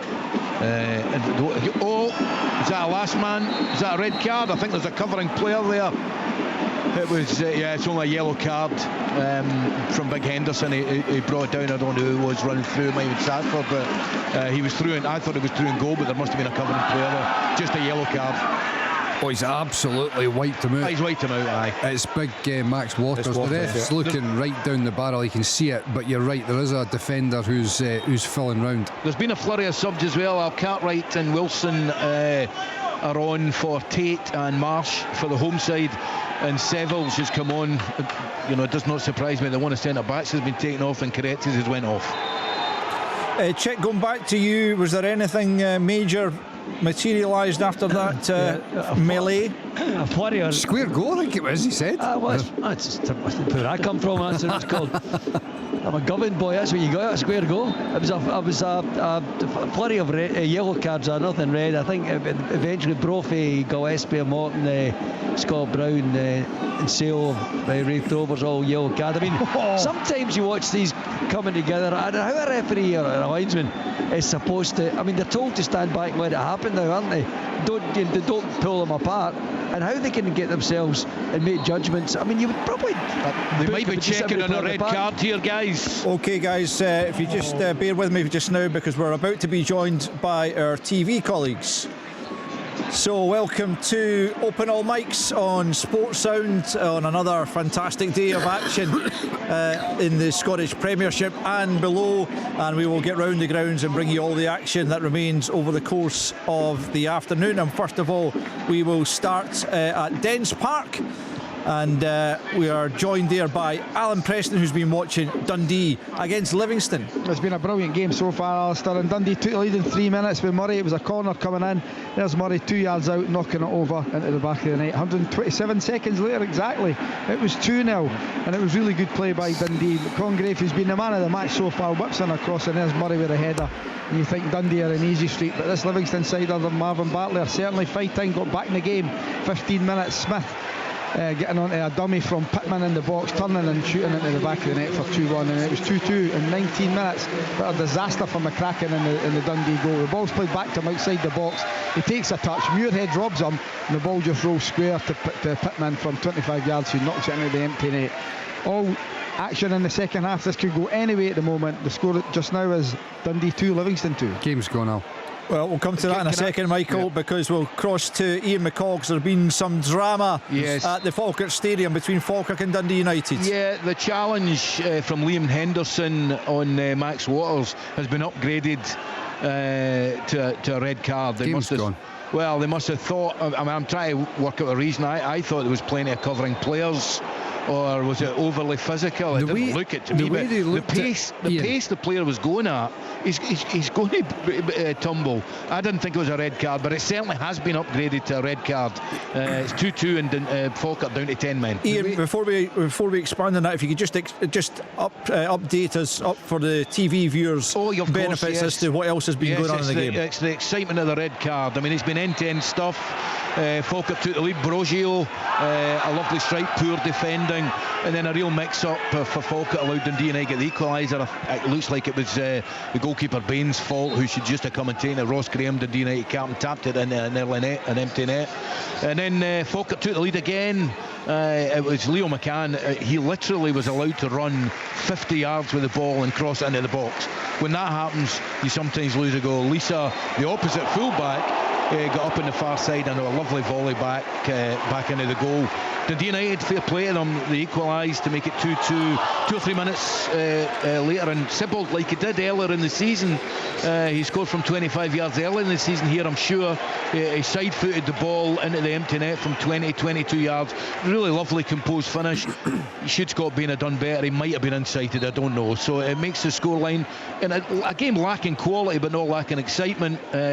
Falkirk 2, Dundee United 2. Right, thanks Ian. Michael, now you can have your say on your your thoughts on the red card. I agree with Michael. Whatever he says, I agree. I was just going to say, Ian, the way that VAR was looking at it looked to me, the angles they were looking at, that it was more a case of they were suggesting that it was an overly physical challenge. Well, it wasn't. But no, exactly. I mean, he's body checked him effectively, and as you said, he's running at a fair pace.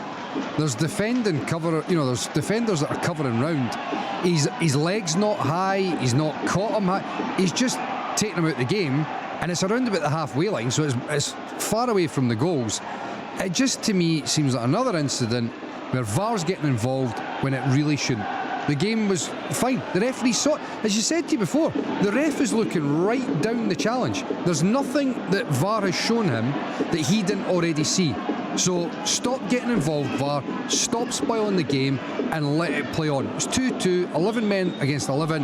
Get on with the game. It's a free kick, it's a yellow card. I did see that there was a report yesterday came out talking about VAR being overly microscopic and getting involved, and I thought, I'm not going to ask Michael about that, but it seems apt on this occasion. Well, it's pretty impossible to continue to avoid it when they week on week are continuing to come out with decisions that are microscopic and nobody wants it. And I was actually going to credit the referee for his initial decision. I thought he called it absolutely spot on. Now, to put it into context, Max Waters has fouled a yard inside the attacking half. Yep. And when you see the wide angle, I think Lewis Nielsen is probably 3-4 yards deeper than that. Max Waters still has 45-50 yards to travel, and I think Lewis Nielsen is definitely in close proximity enough to cover the challenge for Liam Henderson. It doesn't matter how you look at it, whether it's the last man red card or it's for serious foul play, violent conduct. I think the referee got his initial decision right with the yellow card. When you think about all the mitigating circumstances, it's almost at the halfway line. There's a covering defender, and the challenge isn't high or overly physical. He's just checked him.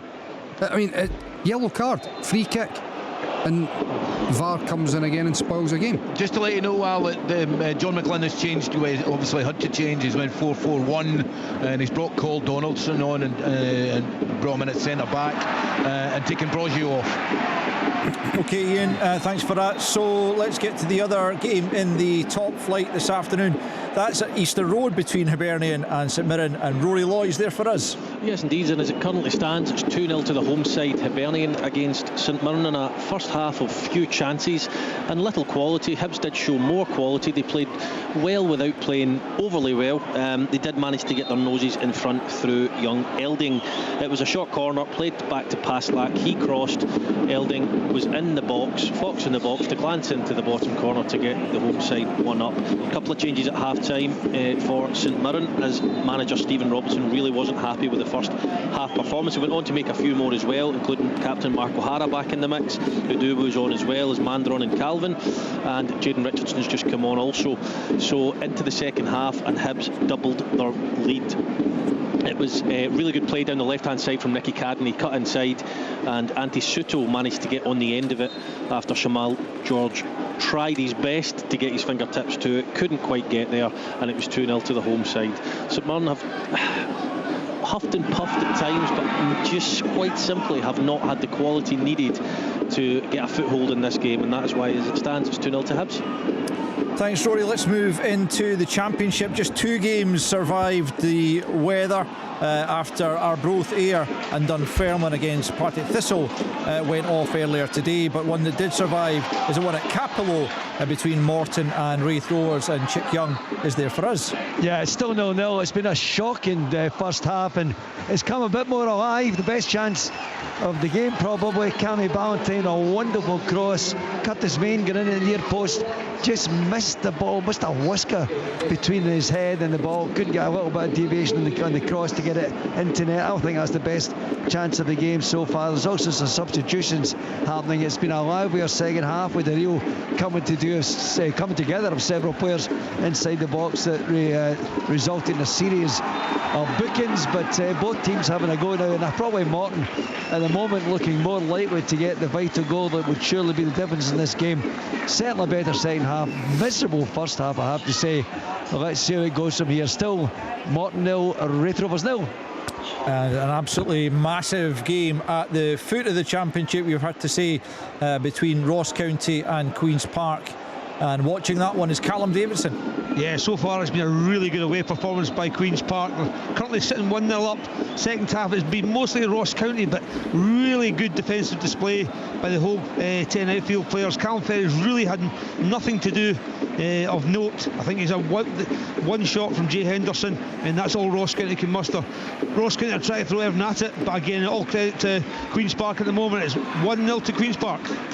Yeah, it'll be a massive result if it finishes that way for Queen's Park. Let me just run you through the other scores in Scotland. In League One, it's East Fife 2, Cove Rangers 1, Kelty Nil Peterhead 1, Queen of the South 1, Alloa 1, and Stennismuir 2, Montrose 1, with Hamilton Accies against Cali Thistle kicking off at 5:30 live on BBC Alapa.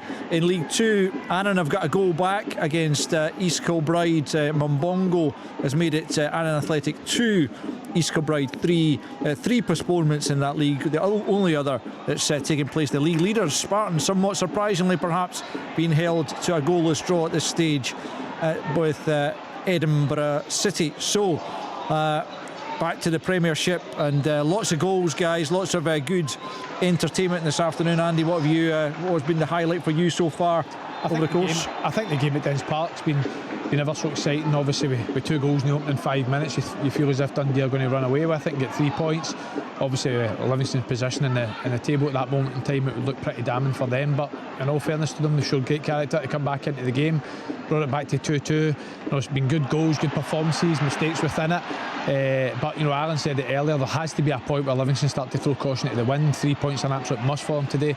You can see 2 of the last 3 subs have been strikers that have come onto the pitch, so that's Bakila now on the pitch and Stevie May, so it seems as if they're having more of an attacking intent for the last 20 minutes or so. Michael, would you expect Dundee United to also maybe not throw caution to the wind, but go all out for the 3 points, given that they're playing against 10 men for the closing stages at Falkirk? Well, it's a good opportunity for them. Lots obviously been made of the poor run that they're on.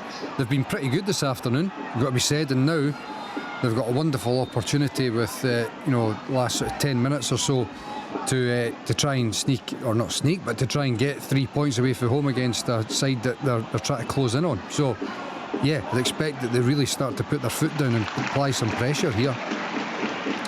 St Mirren trailing by 2-0, Andy, at Easter Road, already part of that relegation battle, or at least the playoff battle if you like, and clearly another defeat's not going to aid their cause at all. No, absolutely not. And I think what we've seen for St Mirren in this afternoon's performance, I think, has been atypical of what we've seen over the last sort of couple of months or so. Just not carrying anywhere near enough of a threat going forward, and always look likely to concede chances and concede a goal. Obviously there's still so much can happen over the next 10 minutes or so, but it does look at this moment in time it's going to be 3 points to Hibs, so all eyes are what can potentially happen at Dens Park. If Dundee manage to get that all important winning goal, that conversation we had at the top of the show, where can St Mirren get dragged right in amongst it? If Dundee manage to find a winner, then yes, they are right in amongst it.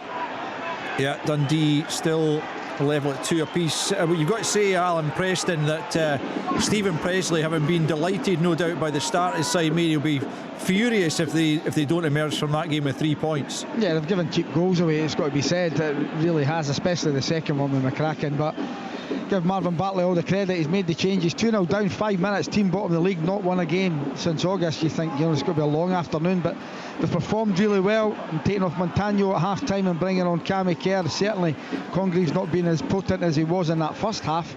He's still a major threat, but I think that Livingston fancy their chances here, and as Andy said, they're throwing on subs. They've got Bakila on, he's offside though, but they've got 4 or 5 forward thinking players now. They've got Silla on just to sit in front of the defence, and the rest are all forward thinking players, so they're certainly going for it. In the FA Cup 4th round, Man City have gone 2-0 up on Salford City in the latter stages of that game, and Norwich have gone back ahead against West Brom, Chrisen getting the second goal there to make it 2-1. So lots of interesting developments in this second period. Rory, at Easter Road, the Hibs look pretty comfortable that they're going to hold on for the 3 points there. Yeah, they do. Salinger had a bit of a shaky moment. He dropped one in the box. However, it didn't lead to anything. Other than that, the quality in the final third for St Mirren's been lacking. To answer your question, Hibs look very, very comfortable. 8 minutes to go. I can't see St Mirren get back into this. Famous last words. But as it stands at the moment, if anyone's going to score another goal or a third goal in this game, then I think it'll be the home side. It's still 2-0 at the moment. They're just kicking off at Murrayfield. Scotland taking on England in the Six Nations. We'll keep you up to date with any points that are scored in that one, but it's all about the football really for us here on Open All Mics. Ian McCall just mentioned Dundee United up against the 10 men. Of course, have they looked any likelier to go and grab the winner? Well, they're certainly pushing on. They had to take Lucas Stevenson off, who I think is a bit of a key player for them. But they're certainly trying to push. They haven't changed shape. It's still 3-4-3, but they're pushing their wing backs really, really high up the pitch. And most of the game is in front of me now, obviously with Dundee United attacking. So, I mean, if any famous last words, any team's going to score, it is going to be Dundee United. Ross Graham, actually, I don't know if the guys saw it in the studio, I couldn't really see whether it was an absolute sitter, but it was certainly a good chance, and he hooked over the bar. If there's one team going to score, it looks like it's going to be United. I think it was a whole host of bodies, Collie, but you're right, it was a good chance. Just doesn't quite manage to get sufficient contact on it to divert it on target. Listen, if he does and it is on target, it's a goal. He was only about 3-4 yards out. I think it was just quite a few Falkirk bodies he got in his road.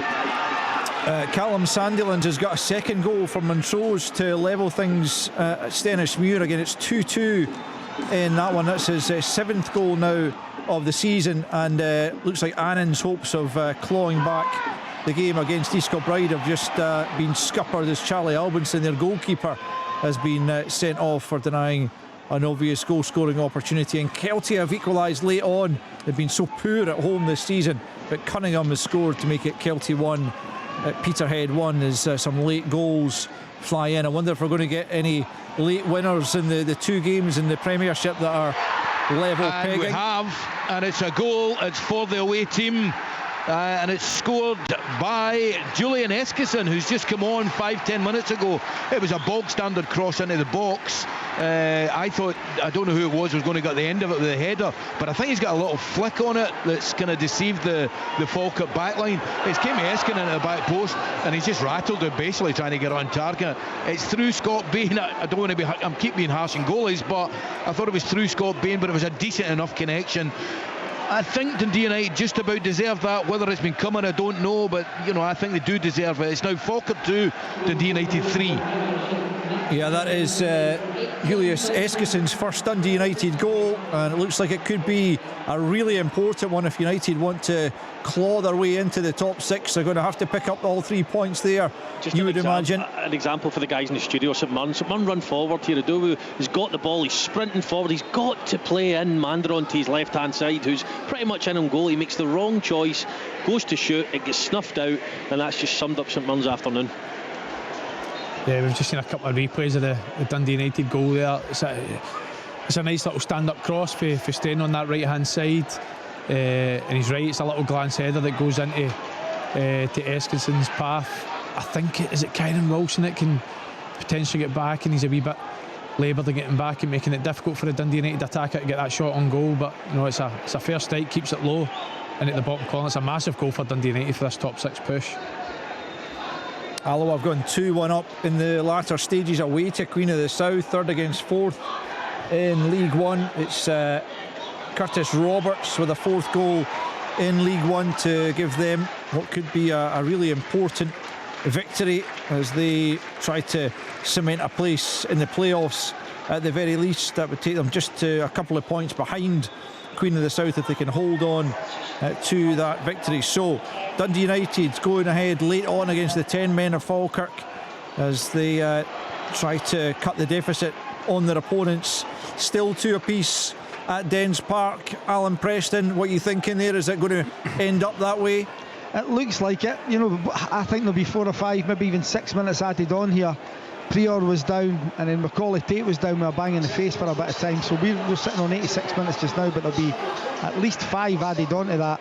Such a big result for either side, it's got to be said. For Stephen Presley, he'll feel as if this game's got away from him, being 2-0 up in 5 minutes.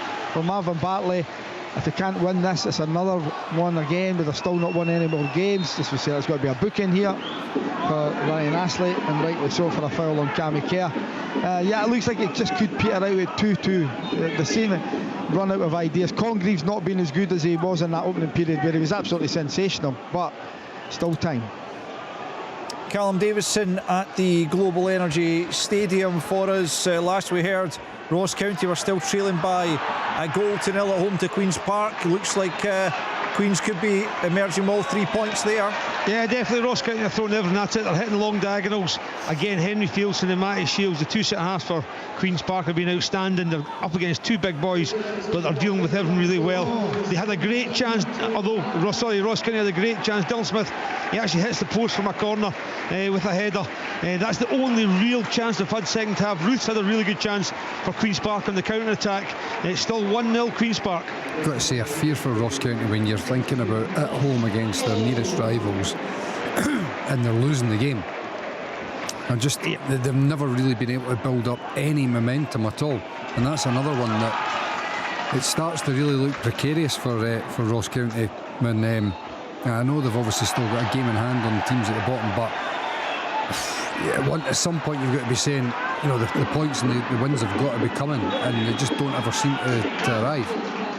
I mean, this position that they are in was unthinkable at the start of the season. Everyone was talking about them basically between them and St Johnstone for the title, and it's just not happened for them at all. Nor of them my tip at the start of the season, so it wasn't particularly a great one for me. I thought at that point in time it looked as if they recruited quite well. I thought they sent a lot of players that had experience in the league, not only experience in the league but experience in winning the league. But that's not transpired. They then brought obviously Stuart Kettlewell to come in and try and get a bounce. They've not managed to get a bounce enough to climb the table, and obviously if Queen's Park can manage to hold on to that win, they'll leapfrog on the table as well. Yeah, it's not looking good for County as East Kilbride go 4-2 up away to Annan, looking to put pressure on Spartans, who are drawing as we speak at home to Edinburgh City. So East Kilbride looking to make up a couple of points there. Yes, Alan. That's Congreve again. We're just saying he's not been in the game. He runs Cammy Kerr, good ball across. Striker's got to get across the front post. It's a tap in. Keeper gets there but spills it, and it's cleared. Still 2 apiece then at Dens Park between Dundee and Livingston. 3-2 Dundee United leads away to Falkirk, and Hibs seemingly coasting to victory. 2-0 they lead against St Mirren as we pretty much approach injury time across the board, I would imagine. I think Falkirk United was a little bit behind the others in terms of kicking off for the second half, but nonetheless very much heading to the latter stages of that one as Falkirk try and rescue a point. You would imagine they would very much settle for that, given that they're down to 10 men and trailing by 3-2 in these closing stages of the game. Chick Young, I take it your afternoon has not improved any. Still no goals between Morton and Wraith Rovers. Still 0-0. Like I said, the excitement level's come up a little bit. Morton are making a real fist of it, a real energy and appetite from them. They've actually got a free kick outside the box, and I'm assuming Cammy McPherson will be the man to take this. Been a series of bookings, and Wraith Rovers just a little bit frustrated at times.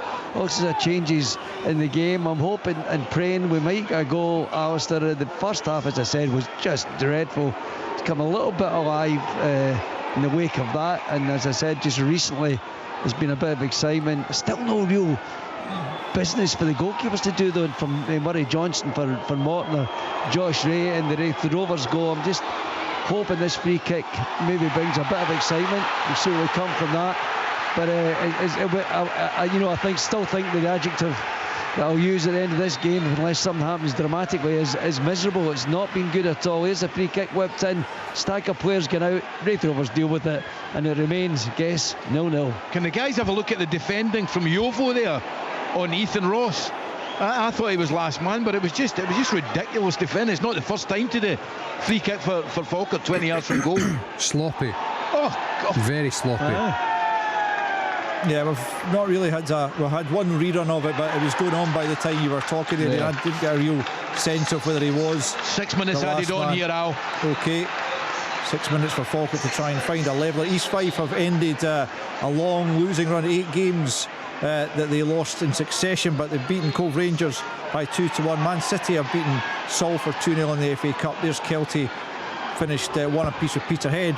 Also in the FA Cup, Mansfield Town of League One are 2-1 up in injury time away to Burnley of the Premier League. So that would be a massive shock in the FA Cup as they look to move into the 5th round. Very much heading for full time around the country now. Some of those lower league ones, some of the lower league full times. So we're giving up to the rugby. That's a Scotland try. Who got it? Michael, you were keeping a closer eye on it than me. Hugh Jones that just scored. Hugh Jones, excellent stuff. So Scotland actually leading by 8 points to 0, just adding a try. Clearly they've got a penalty prior to that, which escaped my attention, but that's them on the board in terms of tries as well, and they'll have an opportunity to get the conversion as well and give themselves a 10-point advantage. England have got a yellow card as well, so they're down to 14. Couple of yellow cards splashed here in the technical area. I can't see Capo, do you know the position, but down in somebody in the technical area, Wraith Rovers were yellow carded. So too for Morton Breen Murray's team as well. It's a bit of a smile on the face of Messrs Murray and Emery. It wasn't them, but one of the assistants or substitutes. But two yellow cards. Andy Millen. Full-time Ulster Road. Hibs 2 St Mirren now. Thanks, Rory. We'll get the full-time report from Easter Road in just a short while, but Hibs looked, from the moment they got in front in that one, Andy, it looked like they were always going to take the 3 points. Yeah, they did. They looked fairly comfortable. I thought the attacking outlet of Nicky Cadden on the left-hand side looked ever so dangerous in the second half. That's twice in the space of 3 games now that Antisutos came on and got that all-important goal. And you've got to see even towards the end that St Mirren tried to throw everything at it, but even then Hibs still looked extremely dangerous on the counter-attack to go and get that 3rd goal. The precarious times for St Mirren, they're certainly right in amongst the fight at the bottom of the table, and like we says, depending on what happens in the next 2-3 minutes at Dens Park could get even worse. Mike, I was just going to, on Hibs, the timing of Kieran Bowie's departure looked like it was going to potentially be problematic for them, but they've done some, what looks like, in terms of the impression that the new guys have made, some good late business in the window. Well, there's a lot of late business, but you've got to say that certainly on the face of it so far, we saw a little bit. There's a few obviously loan signings there, but Owen Elding, youngster, brought in, and he looks like he's got potential. Shuto. Oh! Has that gone in? The linesman says no. Congreve, that's the final seconds. In fact, that is a final whistle. Congreve cuts inside, he hits a shot. It goes through the goalkeeper Prior's legs. He manages to recover it right on the line by the looks of it. Clearly is. Wow, 2-2 at Dens. Quite the finish. Full time at Dingwall, 1-0 to Queen's Park. Oh, that's a big one, isn't it? It really is. At the foot of the championship, Dundee players look pretty disconsolate at Dens Park as well, throwing away an early 2-goal lead. Full time at Capo as well. Alistair, not surprisingly, 0-0. It was a miserable first half. Came a bit alive. Morton actually looked as if they might snatch it towards the end of the game, but it's a point apiece for Ian Murray and for Dougie Emery. Not a lengthy match report required from this one. It finishes at Capo. Morton 0, Wraith Rovers 0.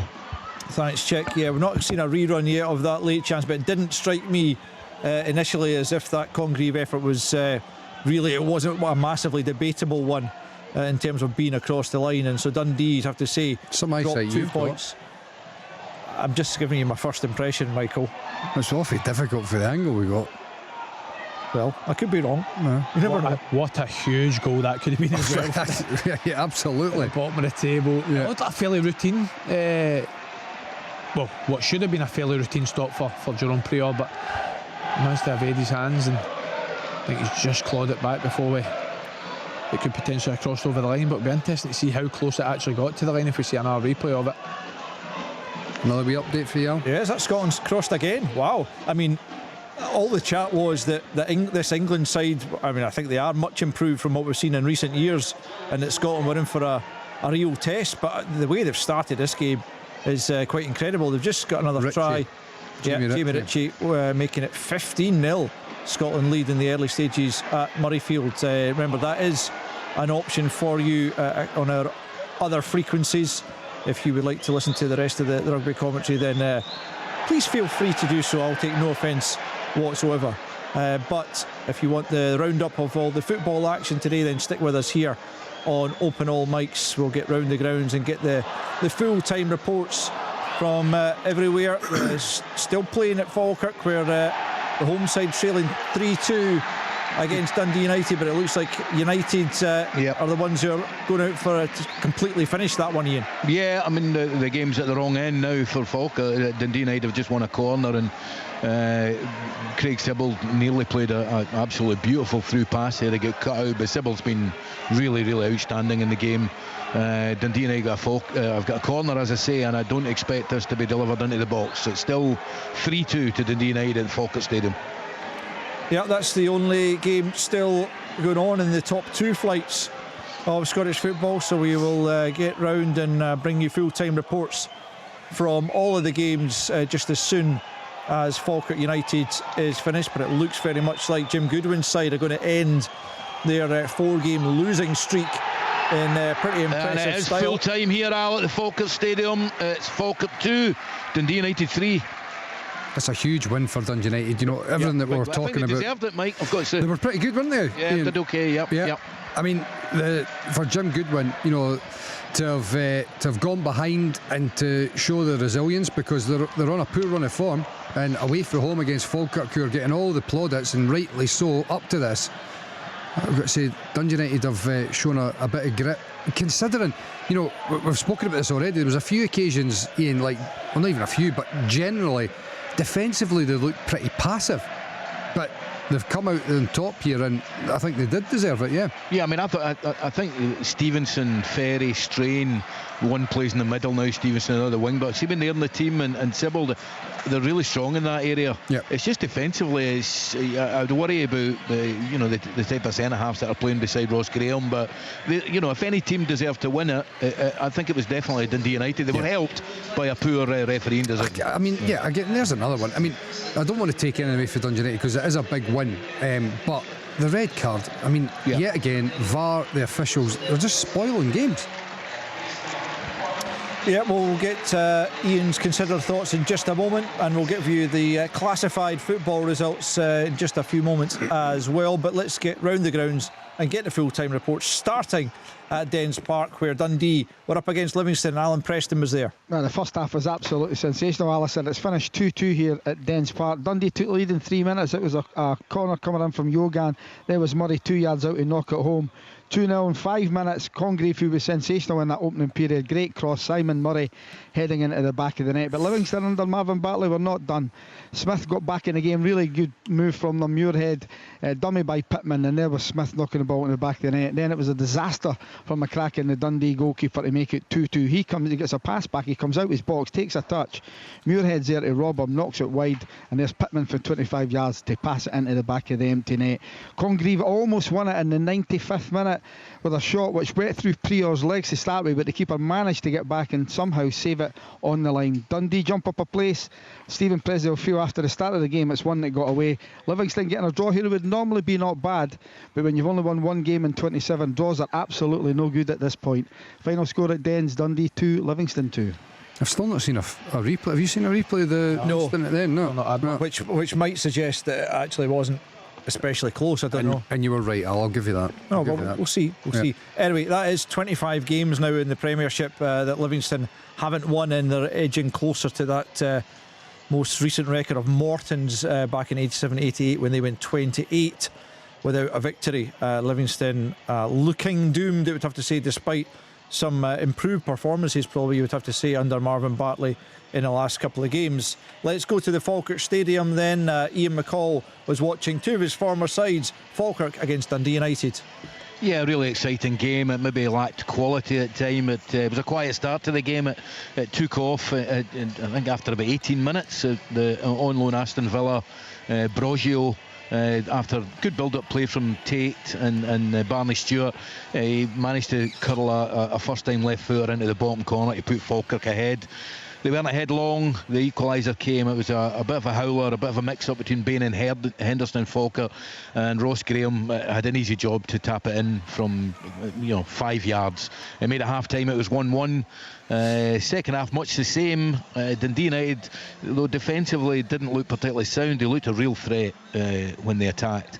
They did go behind though in the 53rd minute when Leo McCann, the left back of Falkirk, was allowed to run literally 40 or 50 yards, and he crossed in the box. Lisa, on loan from Swansea, came round the back area and scored with a really nice volley to put the home side ahead. They were only ahead a couple of minutes. The ball broke to ex-Falkirk player Craig Sibbald, who scored a terrific goal here early in the season for Dundee United, and he side-footed home from 20 yards past Bain, who I think was, to give him his due, I think couldn't really see it. I think he saw it really late. The game kind of went end to end then, but it went in Dundee United's favour in the 69th minute when Liam Henderson was adjudged to have, listen, I don't know whether it was a last man challenge or a violent challenge or endangering an opponent. All I do know, it was never ever a red card, but he got a red card, he was sent off. And Dundee United got the winner in 10-12 minutes later. In the 83rd minute, it was a nice strained cross to the back post, hung up quite well. It eventually fell to Eskison, who's just come on 5 minutes earlier, and he got his first goal for the club with a really nice strike into the bottom corner. A draw may have been fair, but if any team deserved to win, it was Dundee United. The game finished Falkirk 2, Dundee United 3. Yeah, thanks Ian. Good stuff there at the Falkirk Stadium. It would appear, certainly for Dundee United fans, we will get the classified football results just shortly, but first of all let's cross to Easter Road, where Rory Loy was watching Hibs against St Mirren. Yes, indeed, not quite as many goals here, but still an entertaining match. A good one for home side Hibernian. They got off to a good start on 10 minutes. It was a good cross from Cadden. That was a theme throughout the whole match, and Dane Scarlett's header was easily saved by Shamal George, but that set the tone. Hibs, without blowing St Mirren away, were the better side in the first half, and that was shown through the opportunities I'm about to run through. Chilwell was the next from the edge of the box, left-footed shot saved by the legs of Shamal George, and Bushiri had an opportunity in 23 minutes but mishit the ball completely. However, the opener did come right towards the end of the second half, past that cross from a corner, and it was Elding who cut across the centre-back's really good movement and flicked it with a glancing header into the bottom corner for 1-0. Hibs could and probably should have been 2 on 50 minutes as Cadden again clipped the ball to the back post, and Paslak's volley crashed off the inside of the post and back out again. St Mirren were lucky to escape that one. On 56 minutes, it was by far and away St Mirren's best effort of the match. A mix-up at the back from Hibs, and Mandaron's shot was saved by Salinger in the goals. Really good save, diving to his right hand side, used his left hand to tip it over the bar. And in 64 minutes though, it was Hibs who doubled their lead. Cadden skipped past McMenamin, he cut the ball back just out of Shamal George's reach, and it was Soto who scrambled the ball into the back of the net. There wasn't a lot to talk about between there and the end of the match, so as a routine win comes for Hibs, and as for St Mirren, it's more head scratching and soul searching. It finishes Hibernian 2, St Mirren 0. Thanks very much, Rory. Yeah, good win for Hibs, and St Mirren certainly, well, they need victories, they need them from somewhere pretty soon. Let's turn our attention to the classified football results then, and we will bring you them just